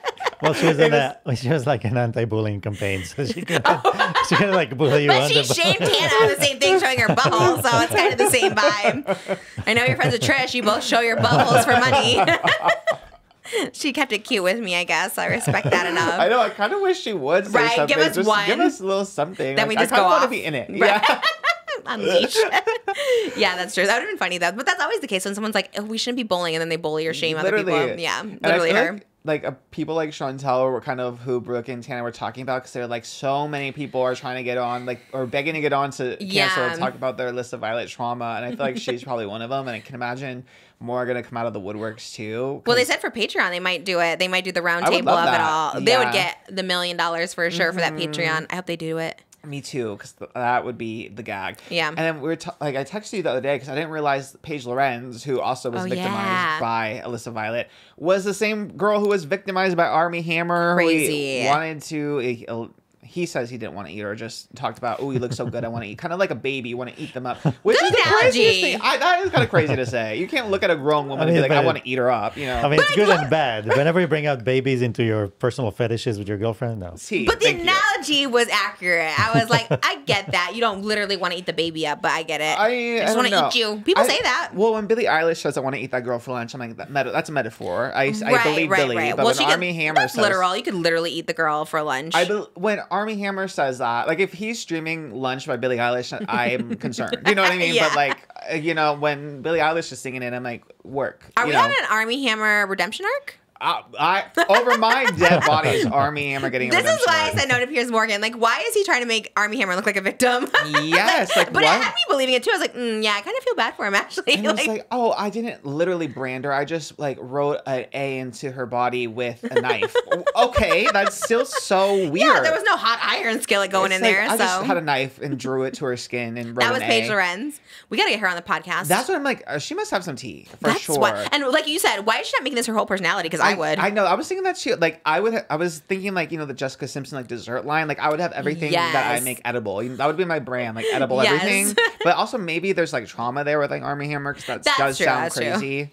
So I guess it depends on her vibe. For me, I would turn that broken heart and turn it into art and money. Yeah, for sure. Like, come on every podcast. Yes. Start a podcast about it. Just make the whole podcast about Armie Hammer sex. The 50-part TikTok, who the F did I date, not marry, would be like... So is he doing all this? Because I looked it up and he was married until 2023. So is he doing this all after or while he's married? I think it was while he was married. Because it was recent-ish. Right. So maybe he divorced in 2023 and just went ham. Maybe. Like, that's what I'm doing right now. Yeah. Not in his defense, but I did know a lot of people who, like, sexted that way. That was very, like, cannibalistic. Like, it is, like, definitely a genre of, like, foreplay. And I think it's weird. And I remember when it came out and being like, I just really thought he ate these. Like, I thought he was that person who actually ate these people. So I was like, oh, that's, like, taking it to the next level. But I do know a lot of people who sexed like that, or I did back in the day. Like, I don't know, I would say 2019, there was, like, so many people on Tinder that were, like, into that. And they would have, like, a code word. I forgot what it was. Like, a little, like, I don't know. It was like, are you a meat eater or something? A it was way like, to get around, like, filters. Yeah. It was like, I'm not vegan, I eat meat or something. And that was, like, how you knew if they had that in their, like, bio. So, not defending it. I'm just saying, like, I did encounter that a lot. And I always thought it was a little weird. I did engage in some of it in the sense of like sexting it because I was like, I guess this is what this person's into. So I always am like, will my text come out? It's funny. I guess guys don't really like expose text like girls do. Which, by the way, I'm on the girl side. You should totally expose them. But I always think that I'm like, how come guys never expose like my text exchange? Because you can make it look weird by like cropping out conversations. Yeah, like I'm the one who's starting it when they're the one that started it. You know what I mean? But yeah, there's a bunch of. Is it kink shaming? I don't want to kink shame, but it's kind of weird, huh? I think when it's non-consensual, then it's like, oh, okay. So, but that's what I'm. Not to be a defender, but like, but she was also texting about it, according to him. She also was into it. He said more so. In text is one thing, but he's also like accused of like I guess that's what the girl. That's what when people talking. This. And like abuse. I know. So that's another thing with him, like because the sensationalism of like the cannibalism claims or whatever, like you lose the the plot. Yes, the real. Regardless, he still was accused of SA from several women, not just like one. Oh, so why didn't Piers ask him about that? Yeah. He's just like, so do you eat people? I never thought I'd ask that. I never thought I'd have to answer. I was like, okay, it was like cute and quirky.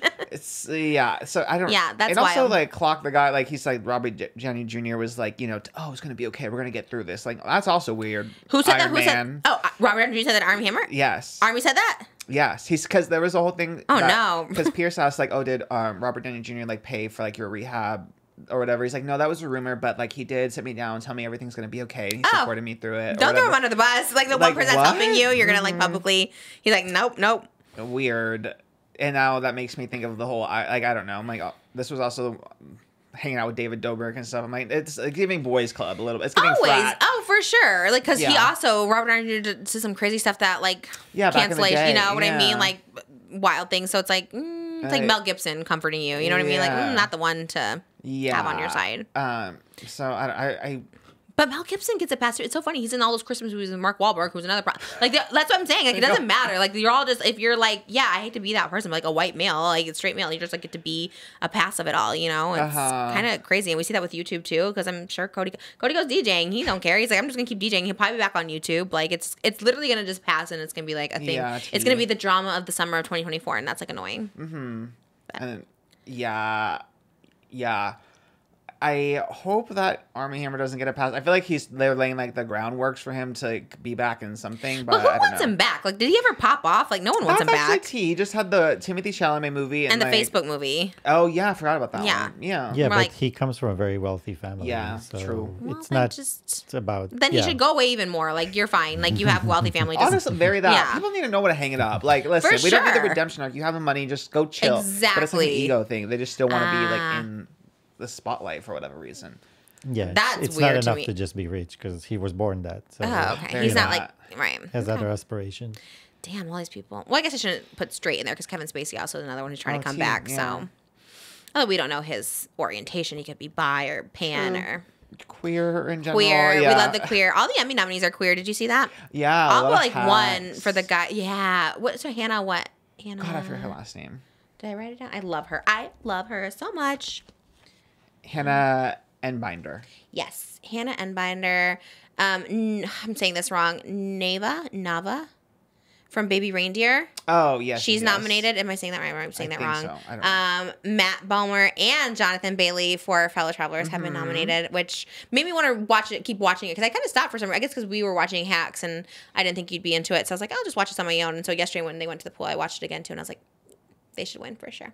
I think they're nominated in separate categories, which is weird. Like, Matt's nominated for Best Lead Actor, but he's Jonathan Bailey's Best Supporting Actor. I feel like they're both leads. They always kind of differentiate, like, because the show or the production, whatever, is the one that submits in certain categories. So especially with that, when it's like two of like the actors, they don't want them to go up against each other. So usually they'll like, if one is technically in it less, like by screen time, they'll put them like in supporting, whatever. Like The Bear is in comedy, even though it technically is like a drama, realistically. Oh, can they do that? Kind of. Yes. It kind of passes as a comedy enough. It's kind of more like dark comedy, maybe, but it's like comedy is a little bit easier of a category. The drama one's kind of stacked. Or like White Lotus did that. It's technically, it was being put in as a mini series, even though it is a show because they have like 4 seasons or whatever. Right. But they were like, it's a mini series because it reboots every. I want to say Fellow Travelers is like a loophole like that. I don't think they're a drama or a comedy. I think they're kind of down in like a mini series or something. Yeah, where it's like a little bit easier because the drama category is like pretty stacked. So. Oh. Yeah. How do we get to go to the Emmys?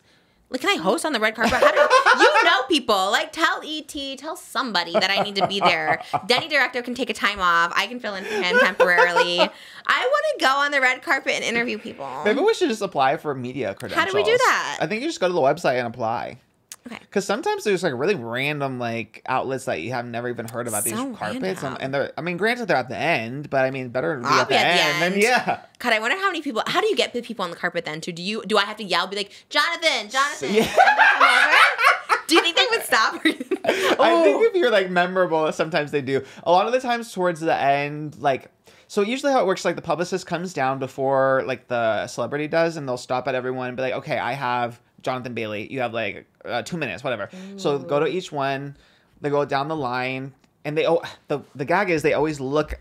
The name of the outlet's on the red carpet, like on a little piece of paper, and they always look to see. And sometimes if you're like a no one, they'll look and then keep walking past the gag. The rejection would be terrible for me. But I don't think I'd get rejected. And do you know how many questions I could ask in 2 minutes of Jonathan Bailey? That's true. You can get a lot covered. Yes, you get the whole plot of Jurassic Park or something. Yes. And I know by meeting Ben Platt, just like the word vomit that comes out of my mouth when I see someone, it would just be a wild interview because I would just ask the craziest stuff for sure. Okay, we got to figure that out. I'm going to figure it out. When is the Emmys? Are they soon? September. Did they close the September what? It's the second week of September. I think I want to say like the 11th or something. Well, September 14th is a Saturday because that's my daughter's birthday. So maybe it's like... It's around then. You think it's on a Sunday or a Saturday? It might even be on a Monday. Ooh, you have to do Hot Topics a different day then. Or Hot Topics or just the Emmy. Like, with the film at the Emmys. Live from the Emmys. Yeah, live from the Emmys. And do they have someone come with, like, okay, right, I get it to interview. Like, do I have someone come do my microphone? Like, how do we bring this little kit with us? And yeah, you have a camera. You get credentialed for like 2 usually, like a camera person / audio, and then like the talent. And like the bigger outlets, you can get like 3-4 credentials maybe. But when you apply, you also say like how many people you need. Okay, I'm gonna figure this out. I want to go so bad. I don't even care to be nominated because I mean, obviously can't. But I really have always wanted to just be at the red carpet. I do get a little jealous, I think, of the Brittany Broskis and the Teffies that get to go with TikTok and just interview. I was like, that's my dream, and you're living it. You know what I mean? And they're so lucky. But it's like, I want to do it. Maybe I'll call CA again. Like, I know you got me Ben Platt, but can you get me on the Emmys? You think they have that poll? Probably not. I mean, maybe the VMAs. VMAs are the same week. No, we're trying to get Jonathan Bailey. We're not trying to go to the VMAs. I forgot. Yeah. I was like, the Emmys, there's no one really there that I'm like gagged, but I guess Jonathan Bailey. I like Matt Balmer too. Oh, yeah. Oh, yeah. Selena Gomez has been doing TikToks with everybody lately too for her beauty campaign. She did one with Jaclyn Hill. I was like, okay, work. Yeah, I didn't know she was doing Jaclyn. Oh, yeah. Wow, okay. She's on every, like, maybe James Charles too. Someone, like, every random. Lord. Adeline Moran, she did one with her. Okay, just like beauty influencer. She must have been at an event that was just doing them. But I would like to see Hanna as well from Hacks. From Hacks, yeah. Love her so much. Meg Stalter, our friend Meg. Oh my God, yes. Oh my God, I would love. Is she going? I think so. She went last year. Wait, what? She went last year. Oh, I thought she won last year. She should win. She should win. She should get her own nomination because she's really good. She's literally the funniest part. We just got to the episode where Hanna makes out with, or Ava makes out with Christina Hendricks on the show, and I was like, because I looked at, I didn't know who it was. I guess I knew Christina Hendricks, but I didn't like register in my brain. And I watched it. I was like, oh my God. I'm like, there's no way. Like those boobs are. And then I was like, oh my God, it's that girl from Mad Men, and her boobs are so good. And I know we're not supposed to objectify women, but I love big boobs. I do. And she had huge boobs, and it sticks out right away. So maybe we'll try and figure out how we go. Jonathan, he's all I want. I love him so much. Even 2 minutes, I have a list of questions I can just rattle off. It could be hot to fight. Oh God, do you get to take a picture with them or no? Sometimes, yeah. It would be kind of quick though, but I guess the video is what. Yeah. The picture's cooler. I don't know. But then the picture's kind of awkward because you're just like leaned over like this. You're in the forefront. Over the freaking hedges or whatever. Yeah. Oh, yeah. I remember like People's Choice was like that or something. It was weird. Okay. Well, I don't want to go to the VMAs. I don't care about anyone there. What else? Jelly bean sweets? I had Hello Kitty's Not a Cat. I wrote that down. Okay. That's it? What is it? She's a little girl. Oh. Kind of weird, right? I did look that up, but she has no mouth because why? She like couldn't talk or couldn't speak or couldn't say something. Yeah, the Hello Kitty lore is kind of odd. No, it's kind of dark. Yeah, like the daughter couldn't speak, maybe. And she's not Japanese. Is she Caucasian? She's from England. She might be England. Oh, she's British. Okay, British. Well, she can still be Asian if she's from England. No, the creators say, well, It's not a cat, and she's not from Japan. So which she's a little white girl? Everyone assumed that she was a cat from Japan, but she's Right. not. She's a little girl from white England. Oh my God, shame on all of you for assuming. Just based on her looks, they're assuming this? No, it's the girl. She's been appropriating Japanese culture this whole time. Well, I don't know if it's appropriating. Okay, I'm like, Well, oh my she's a little God. white girl. Right. I don't know. Do we know she's white, though? Just because she's from England? That's true. Yeah, we don't know the Should I look ethnicity. up I don't what know. We don't need to ethnicity is? get too technical What into ethnicity is Hello Kitty? be That is politically actually- correct. My TikTok is just people fighting over Hello Kitty stuff at Oh my stores. God. You know? People need to chill. Yeah, she is. She's just a British. I guess you're right. You can be British and not white, but I mean, look at British and yeah, it's like they're all different yeah. ethnicities and But she was promoted to Japanese women who admired Britain. So she's kind of pandering. wow. And technically, her coloring is white, but again, we don't know. That's true. But if she is just a little Albino. girl. I mean, you said don't she could be know. I mean, I'm albino? assuming she's in costume. You know what? Sometimes there is a tan Hello Kitty though. Like when she's like either In Hawaii. Yeah. Yes. Is it the Hawaiian Hello Kitty or is she on vacation and getting a That's tan? true. Are there more?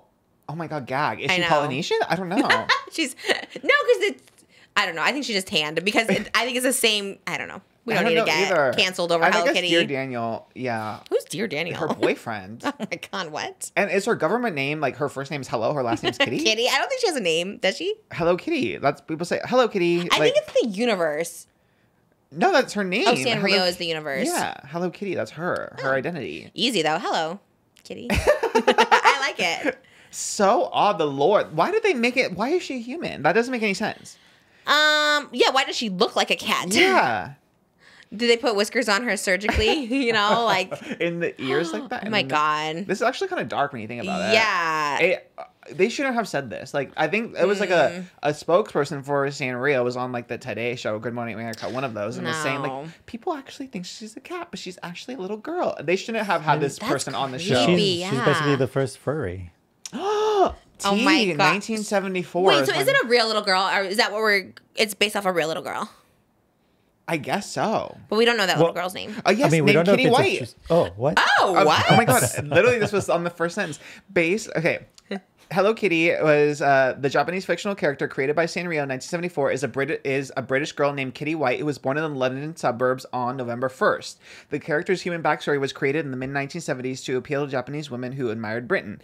Sanrio revealed this information during Hello Kitty's 50th anniversary, which left some fans confused and in denial. Same. Yeah, still, I'm confused. So Kitty White is her actual government name. And what year was she born? November 1st. No year technically, That's but fake. the character was made in 1974.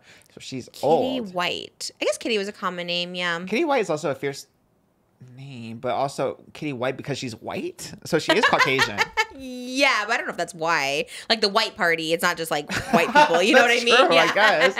I Or don't White know. Lotus is. I guess White Lotus is mainly white people on That's there. tea, Yeah. yeah. Do you think they do that as like a political statement? Like, why is that? I don't know. Yeah. Okay. Anyways, I don't need to get too. I just need to go and get canceled for this conversation. I mean, it's not us. It's Sanrio that came up with this. Yeah, the bad move on their part. Yeah, they shouldn't have made her a little girl named Kitty White. I think you should have made her a cute little cat. I like that more than thinking Yeah, it's a it little sounds girl. like Kitty White like passed away, and to preserve her, they turned her into a cat or something. Yeah. It's kind of spooky. Yeah, I don't like that I at don't all. like it either. Hello Kitty always gave me a little spooky vibes. I'm a Hello Kitty fan, but spooky. Kind of like the Furbies. They kind of like move their eyes around. and Furbies stuff, are yeah. spookier. Furbies are spookier. Was it Jeffrey or Shane that were obsessed with like long Furbies? Long? What's Yeah. that mean, long Furbies? It's like it's long. Yeah, they go on. Must be Shane. I don't know. Shane's copying our thumbnails now, by the way. What? Or our titles. He's taking our subjects. His last one was literally like, who was it? It was Katy Perry, Chappell Roan, and Taylor Swift. Taylor Swift. I was like, okay, watching Just Trish. I feel like that's not ever been his His vibe. intro was like the little animated Cybertruck. And he actually and he got the Cybertruck. got the I don't Cybertruck. believe it. I feel like he saw it and was like, I'm gonna get that. You know what I mean? They're watching us. Okay, Shane. I love your conspiracy theory. But we're also a super fan over here because on Patreon, you're like, happy birthday, Shane. I was like, what? It's I his know, birthday? you- He just like the randomly knew his 19th. birthday. I was like, I love that. They went to a Mexican restaurant I know that. Oh, I bet I know which one. There's one that they always go to. Oh, I have no idea. I won't say it. Well, we used to always go to El Torito. I don't think that's the one. But like back in the day, like we'd go to El Torito every single weekend. It was one in Marino Del Rey right by me. And we would split the nachos, but then he'd just get like chicken breast and vegetables. He was so healthy. He would just get chicken breast and like broccoli or something. I know. But he'd have a little bit of the nachos and stuff. And those were good days. And we'd watch Strawberry. Oh, Cat-rific followed me too. Random. What? Yeah, said Cat. She was in my priority. I was like, wow, look at Cat-rific being a priority follower. Yes. That's a throwback. Yeah, but shout out Shane. And Cat-rific. And Cat-rific. Do you like Taco Bell? I do, but I don't really have, I don't know. I don't go out of my way to have it, but the times I've had it, I've been fine. But I also eat like really plain when I'm there. Like it's kind of embarrassing. Me too. But I want to do, they have this new grilled cheese burrito. And there's like 5,000 cheeses in it. What? It looks so good. I saw Jelly Bean Sweets eating it. Do you know Jelly Bean Sweets off TikTok? No. And she puts a ton of sauce. She like gets a burrito and like dips it in like a cup of like Raising Cane sauce. Or she'll just like drip like guacamole all over her burrito and she shakes like the huge bites. She's kind of like, she's been compared to Nikocado because she started off like thin and now she obviously gained a bunch of weight in the past year from eating. And so it's like kind of controversial because everyone's just like, this is Nikocado, this girl's like literally eating. And she's getting like 5 million views per TikTok. I want to eat with Jelly Bean Sweets. I have nothing bad to say about her. I think weight gain's inevitable if you're actually eating it. It does almost look like she doesn't eat it, but she there is a before and after of her. And she just takes, and we looked it up, right? In one Kane's cup of sauce, it's like 1,000 calories if you eat the whole thing. And she's like pouring it all over. Yeah, it's crazy. Although I do want to eat with her. She's exactly the opposite of you. Right. It's all sauce. But I want to do all sauce. Like the whole bite is sauce. Like she puts down, like the bite is just the sauce. And it's all burrito. It's like a huge, my burritos are so small. Like whenever we order burritos, we know which one's mine because I just get rice and chicken in mine and then most get like regular. Oh my it's like big. And my tacos, I just get meat. Wait, no rice?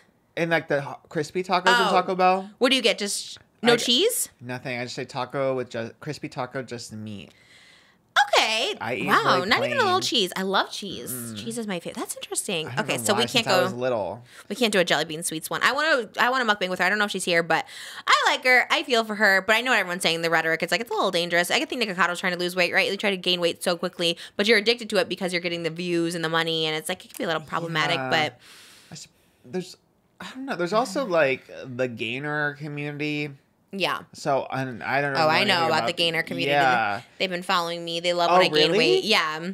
It's so interesting. I don't know. I don't know how that all works. I guess as long as like you're still taking care of yourself and like, you know, healthy, like, because you can be overweight and still be like healthy. Definitely. You know? So, but I guess like gaining or losing weight really, really quickly is just not healthy in general. For sure. Yeah. I think but there is a whole gainer community out there. And I remember whenever I'd like, they'd be like, it looks like you're losing weight. We don't like it as much, you know? Oh my God. Yeah. And sometimes like really hot guys would be part of that community. I remember they're like, you're losing too much weight. I'm like, not attracted to this anymore. And they were like really fit. And it's happened a lot in my life. I told you this one guy that now works at the bank near us. And I remember like he always worked at this bank. I won't say where, but he always, even when I was like, I think I met him when I was like 19 or 20 and he always worked at this bank. And I went in there maybe like 3 years ago. And I was like, I don't know, it was during our wedding. And I was like, I need some money. I need to get a line of credit or whatever. Got declined for it because I have bad credit. But I remember seeing him and I saw his name because he has a very like noticeable name. And I was like, and he didn't recognize me at all. But I recognized him right away because he's like what do they call him? Like, what do they call the gym rat? What are those? Juice heads. Rat? It was like a juice head. Yeah. It's like one of those. So it's like very like whatever. And he's worked at this bank for so long. And now he's like literally like not president, but he's like high up in the position of the bank. I was like, good for you. I remember when you were a teller, but he did not recognize me at all. Whoa. Because I'm too skinny. He only likes the fatties. But he was so ripped and he ate so healthy. And I remember I was kind of this when I was like broke and I loved P.F. Chang's and there was a P.F. Chang's right next to us actually in Sherman Oaks, like at the little, anyways. So I'd go next door to the P.F. Chang's and I'd like go on dates with him there because he'd order like me like 10 meals and I got to like take him home, but I had to take a bite of everything and he would just eat like broccoli or something like that and he would just like watch me and get so like turned on. Wow. Never had sex with him or anything, but I would just walk back home and have all like 10 bags of food for me and like my mom and sister. I'm like, look at all this food I got, and I just had to eat it. And I was pretty skinny back then, but I'm not skinny, but I was a lot. He liked my belly and I always had a belly, so crazy. That's wild. Yeah. People like anyways, there's that's what I'm saying. Like if you are fat, there's definitely someone that's gonna like love you. They're gonna like worship you. You could call it a fetish, but maybe it's a preference. You know what I mean? Like they just like a big belly and like that's what turns them on. I don't think there's anything weird about that. I don't think so either. The whole fetish thing is like weird when they're like you're fetishizing, but it's like, is it if you just like a big girl or a big guy? Like what's the line between like just having a preference and fetishizing? I guess if you look at someone as like not a person, like you kind of like, you know, you like lose sight of the actual person because you're so into like, oh, like I just only care about your belly. I don't care about you and what your wants and desires and your personality. I just care about you being. But that's everybody that's like wanting a sexual relationship, so, right? yeah. I don't know. I would have never minded it. I was like, well, I love that someone can appreciate that I eat. But then I guess when they feed, like they're like force feeding you almost. Yeah. Maybe that's when it becomes, because it's also like, my stomach hurts, and he's like, just keep eating it. So I guess maybe that's a problem. Yeah. But we love jelly bean sweets. I want to eat with you. I would get a big burrito. I want to go get that grilled cheese burrito. I know I'd get sick right away, because every time I talk about it, I get sick like right away. But I just want to go get it. It's like big, and she like taps on it like this, and she puts sauce. And I don't like sauce, but I just want to go dip my thing in the Kane sauce. I really wanted to try that big cheese that Taco Bell had, but I heard it was soggy. Or like not that good. They had that years ago. They had that in 2018. I tried it, but again, really? it came back. Yeah. Yeah. You didn't try it? No, I saw people say, "Oh, it just gets like really soggy." And I know you could have bought just the big Cheez-It, because I love a Cheez-It. I was like, that sounds perfect. Yeah. I don't know. I heard mixed things. All right, I guess we won't be doing a Taco Bell thing. It's not good. I almost got one before this. I should have had that before the right. No, I probably would have been sick, but I love it. People like go crazy over Taco Bell, but I'm happy for the jelly bean sweets. Honestly, when you can make money eating, I mean, that's like the perfect job, isn't it? So I support her, but there's so many people who are like, actually, she helps me not want to eat, and I was like, oh, I guess that's one way to look at it too. You could just like not be turned off from food entirely. Yeah. It doesn't turn me off. I actually love the way she eats. So. I'm interested to see her take on this. Did you see the girl? She was an actress in The Sopranos. Name's Drea DiMatteo. Yeah, it's her son editing her OnlyFans photos. Oh. No. Oh, you didn't see that? No. Yeah, so she was on a podcast, and she was talking about how like her OF is like a family business, because her 13-year-old son is editing her photos for OF. She said it's just the bikini photos, but I mean, that's still like odd, right? I think that's borderline like weird. Yeah. Like, I mean, because they're sexy pictures. Yeah. And they're if you're meant to be like sexualized. Yeah, if they're on OF, you're selling. It's not like a wholesome Instagram, it's like it's meant, it's content that's made to be sexualized. So it's. Why did she say, like, I wonder if these things are true, or people are saying it to like sensationalize it, but they don't realize how creepy it comes across. Like, I hope that's actually not true. That's so odd, because even like a daughter, even if it was a girl, I wouldn't like be like, edit mommy sexy photos. It is just very odd. I feel like she was trying to be like silly, relatable. Yeah, vibes. that's what I'm saying. It comes across like that. Like she thought it was gonna be like, oh, people are gonna relate. So to funny, yeah. This, yeah, because the whole angle was like, yeah, it's like a family business. No, like, OF and family business should never be tied together. Yeah. Yikes, that's a big yikes. I like her. She was on Real Housewives too. I like her, but was she? Yeah, she was on season 6. She was like the Italian family that moved in next door. In Jersey, New York, or? Desperate Housewives. Did I say Real Housewives? Oh, yeah. Desperate. I was like, wait. God, those two mixed up. Desperate Housewives, she was. And she was so good on that. Yeah, that's very odd. And why do people just overshare way too much? Like, if that's true, weird. But second, I'll say, but I think it's, like you said, it's supposed to be like relatable. And people are like, nope, not that. And people were like, well, like she has a team or someone that does her like explicit photos for OF. So like, why don't you just have them do both? You know what I mean? Like, why? I think it might be like a gimmick. Yeah. But she did respond, because obviously it was like very controversial for good reason. Yeah. But she said that people need to focus on the bigger issues, like what's going on with American politics, instead of her personal parenting choices. Okay, wait, but you put it out there. I know, I hate that. I know. They're like, people need to focus on themselves. Nobody would know this information unless you put it out there. And also when people like, there's a political warfare happening right now. It's like, okay, but that doesn't negate from you also being weird. Very lightly Gibney coded. Like, yes, right. I know I posted the wedding footage too fast. What kind of you coded too? Because you got that, got that, why am I forgetting his name? Ben Platt. You got the Ben Platt vlog up so quick. Everyone was like, wow, very Lila. Like, the turnaround was like. I think you went like blaming Platt on the podcast. Yeah. No, totally. Lila coded it a different way. I don't know why I was so excited. I think it's like the next day I was like still beaming. I'm like, I gotta blog right now how I'm feeling. You got it up so fast. Yeah, I was really excited. The turnaround was very fierce. It was very Lila. But in I guess the good way. Yeah, when Lila was getting all the hate, she's like, can we please focus on the laws that are being passed to affect trans people? It's like, yes, we can, but it's like also... But also you ruined someone's wedding that they waited their whole life for, and they only get one time. So it's like, it's time and place. I know. That excuse is crazy. I hate that. Yeah. It's like if Cody Ko came out and said, can we focus on the election? I'd be like, no. Like, don't people do that? People do that all the time, don't they? They're like, there's other things we should be worrying about as a country or something. But also you. You know what I mean? It's like, we can be upset about a few things at once, I hate that. Or literally, too, also, like, guys need to stop shaming me as a parent. That's why I don't put stuff online, because it's like, if you don't want people to shame you, don't put stuff online. Like, when I feed my baby, whatever. It's like, people just have always something to say. So if you don't put it out there, nobody will know. Mm-hmm. And so it's wild. And especially that is, like, so wild. wild. I'm like, okay, you literally just said like your OF is a family business, which is. I know, and I didn't watch the full clip, so I don't know like what the podcasters were like how they responded. I imagine they were kind of like laughing, going along with it. I don't know if I would be. What would you do if someone said that to you? Probably laughing, going along because it's. No, you'd be like, okay, Jimmy, cut that part. Yeah. I would laugh and go along and be like, cut. I don't know, because it is so awkward in the moment, right? What am I going to condemn her right here? Be like, that's ew. Like, you know, it's just, maybe you should do that, but also it's like, I don't know. I'm definitely not that person. I'll just be like, who knows, mama? It is a weird thing. I know celebrities should just like, and I want them all on my podcast, but they should stop going on podcasts because I feel like they never, and it's always on someone else's podcast, so that person's getting on the clout. At least here, you have the safety of knowing it's you have full edit control. You know, unless you're Zach Justice. If he came on, I would be like live. Yeah. Then I'm like, we're rolling live, we're going. But yeah, everyone else can have. Which, speaking of Indiana, she was back on the set, and they were like teasing it on their Instagram. They're like, story. Time for us to monetize this weird relationship. We lost Tara. We got to get up somehow. Yeah, but that's the other thing, right? They're like, everyone stop commenting, and then what do they do? It's like monetize, clickbait. Like you're also perpetuating it. Like, why don't you guys separate for a little while? And then people might be like, this isn't so weird anymore. But the fact that they're still doing it. And it's weird. What was the teaser? Just her like walking on? It was just her on. It was a still photo of her on the set next to like the other co-host. I don't know her name. Sorry, but she was sitting on the leather dining. What is it? The little love seat? I don't know. Whatever. Oh yeah, they're like, why is everyone's podcast that like vibe, like a diner? Because I think Plan Brie is that they have that corner booth. And I always thought it's the same set. Right, it looks similar. I used to think they're like sharing a set or something. Yeah. I know.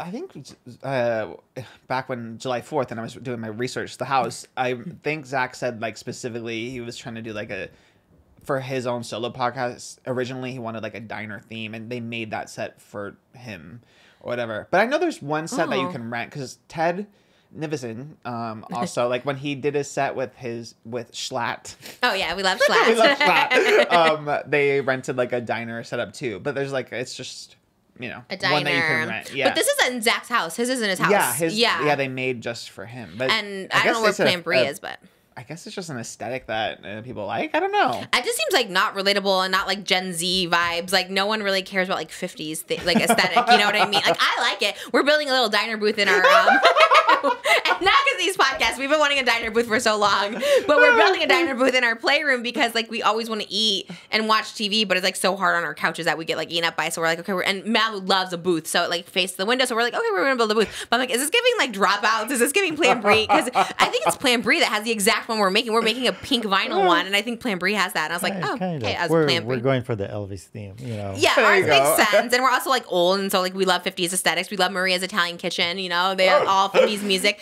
but it just doesn't seem like the vibe for like a dropouts. You know what I mean? I don't know. I don't get it.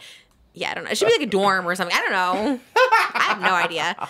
Not a diner. It looks uncomfy too. Like even Tara, she's so like tiny and little petite, but the way that you know she sits on those booths, it's like it looks like very narrow and very just not much space. It just looks like people are falling off of them. Not critiquing, and not that, you know, my little advice. Yeah. I'm shocked Zach, you know, never said anything because he is a podcaster with like a loud mouth. I'm surprised he never said specifically with women. He has no problem attacking like women and stuff like that. So I was like, well, this is. I was expecting something too. I was kind of gagged. Yeah, and I just sort of don't want that. He like it is because he does have like a fan base, and it's like it was scary to like put that out there because I don't want it. But I was surprised. I was like, okay, like you literally like attack like every girl for like weird things. Like when Tana was on, he said the thing about like the abortion. Actually, I've never had an abortion, but he like made a weird abortion joke about like, oh, you probably had like 8 abortions or something. So I thought like he'd say something weird like that to me, but he didn't. But I'm not scared of like boys like that, like the David Dobrik's of it all. I'm like, okay, I'm not really scared, especially when you're clearly a weirdo, you know? Yeah, I was more anxious when Tara was on the show, but now that she left, I'm just like, whatever. Okay. Same. Yeah, it's like the friend connection. That's the hard part. Is like. That's why I gotta be nice, especially Jake Shane. When you meet them, they're like so nice. It's like, you know what? Let me be nice. Although it was a one-sided beef, and it wasn't even a beef. It was just like I don't think he likes me. Literally, I was like, what? I know. And I said that to this agent that was there too, and I'm like, God, why am I saying this? But I believed it too. I was like, you know what? We did say he was friends with David Dobrik, but then it's like, oh, most of our everyone's friends with David Dobrik still, except for Tana and Jeff. Yeah. But everybody wants the pool. The Alissa Violet effect. Yes. Oh well. Anyways, my last hot topic was Corbin Bleu at the Hollywood Bowl. He was so good. Did you see him? No. They had an 80s, 90s Disney night at the Hollywood Bowl, and Corbin Bleu played every single role, and I don't know why. Like, there was different people voicing different things, but for some reason, Corbin Bleu was, like, Max from the Goofy movie, but he was also Donny Osmond's song from Mulan, and he also did Newsies, which was Jeremy Jordan's song, and I was like, why is he playing all these roles when there was, like, multiple? Loved it. Corbin Bleu, like, underrated. I would love him on the podcast. I think he's, like, the most underrated, talented performer in the whole world. Like, his voice is amazing. But it was just so odd. They had all the original, like, 90s princesses back, and the original Goofy voice, and then they had Corbin Bleu playing all the, like, male leads. Not mad about it. It was just interesting, and I love it, and I love Newsies so much. Ben Platt was not in Newsies. He was in Mormon. Book of Mormon. Who was in Newsies? Mike Feist was in Newsies. But not the one that's on Disney Plus. He was in the original cast. He was Riff. No, that's West Side Story. I forgot his name. I forgot his name. Newsies is not good. I don't know. It's like a weird like male version of Annie. It's just a bunch of like orphans selling papers. Yeah. It's a weird one. It's set in New York. If it's in New York, I don't want anything to do with it. You know what I mean? But yeah, except what? Maybe something. Well, I was just saying, like, you're just saying, I love New York, I love the Broadway, I love the Olive Garden, I love the Broadway. Just that little center. Oh, okay. That's why I like Smash. Smash took place in New York, and that's the only one I like because it took place in Times Square. Anything else, no. It's so funny. Like, where did they even shoot You? Where's that supposed to take place season 1? What is that? Like, Brooklyn? Like, where is that? Like, Brooklyn, yeah. Like, where is Brooklyn? Yes, actually, because, okay, really random anecdote. I went to New York for work to I think to cover DRAGCON New York actually. Anyway, and then when they were filming season 1 when it was still on Lifetime, they were trying to get us to go to the set and film it. And we're like, no. Oh, Pen Pageant. We just couldn't because like we flew out for DRAGCON. In retrospect, probably should have gone to. Oh yeah, that was it. That was the one you could have been in there. But it was like pretty far because we had to go like to Brooklyn or something. Where is Brooklyn? How far from New York City? I don't know, like probably like 45 minutes or so. And then where's Queens in relation to that? Like King of Queens? No idea. It's like Jersey, right? Like it's like across. Yeah. So everything's just like far from each other in New York. I think it's like I kind of like Manhattan is like one thing, kind of easy to get around. I mean, the public transportation is good, but then with like us, we'd have to take our freaking like our cameras and stuff. So it would have been, and it was just me and another girl, so we'd have to be lugging all that stuff to like the subways and stuff. So it was just a little too much for us. But too much walking in New York for me. Yes, way too much. Probably skinny though. Get a lot of steps in. Very that. Yeah, I saw someone talk about like in Europe, they were like, oh, there's. People, the calorie count is like higher on all these things, but like, oh, like people are so skinny. Exactly, yeah. And something with the pasta too, it's like made with like real water that makes it like skinnier. Yeah. Yeah. I was gonna say I read that, but I think you said that to me, and I'm just taking it as fact. I just repeat it over and over because I'm like, I want that to be me. We're gonna eat pasta all day and be skinny. That as fact, yeah. I think it's fact. I don't know. Actually, I've never even been to like Italy or any of those places, but I'm assuming it is. All right, the clock is out. We need one of those. You know what I'm talking about? One of those. Do you know what I'm saying? Foghorns. Yeah, okay. I don't know. But yeah, what is like a foghorn or second club? Yeah. Oh, okay. I was thinking like sports games, but oh, like the end of the it's like a horn. Like I can't do it. Like it's in my head, but it's not coming out. But you guys, thank you for watching another episode of Just Trish. If you want to see a bonus episode every Wednesday, go to our patreon.com/JustTrish. And thank you to the sponsor, Cozy.com. If you want to get this cute little pillow behind me, or the ottoman that I've been resting my feet on, or other furniture that's affordable but great quality, go to Cozy.com. We love you guys, and we'll see you in our bonus Hot Topics this week. We do 2 Hot Topics now, every Thursday too, here for free. So we'll see you there. Love you.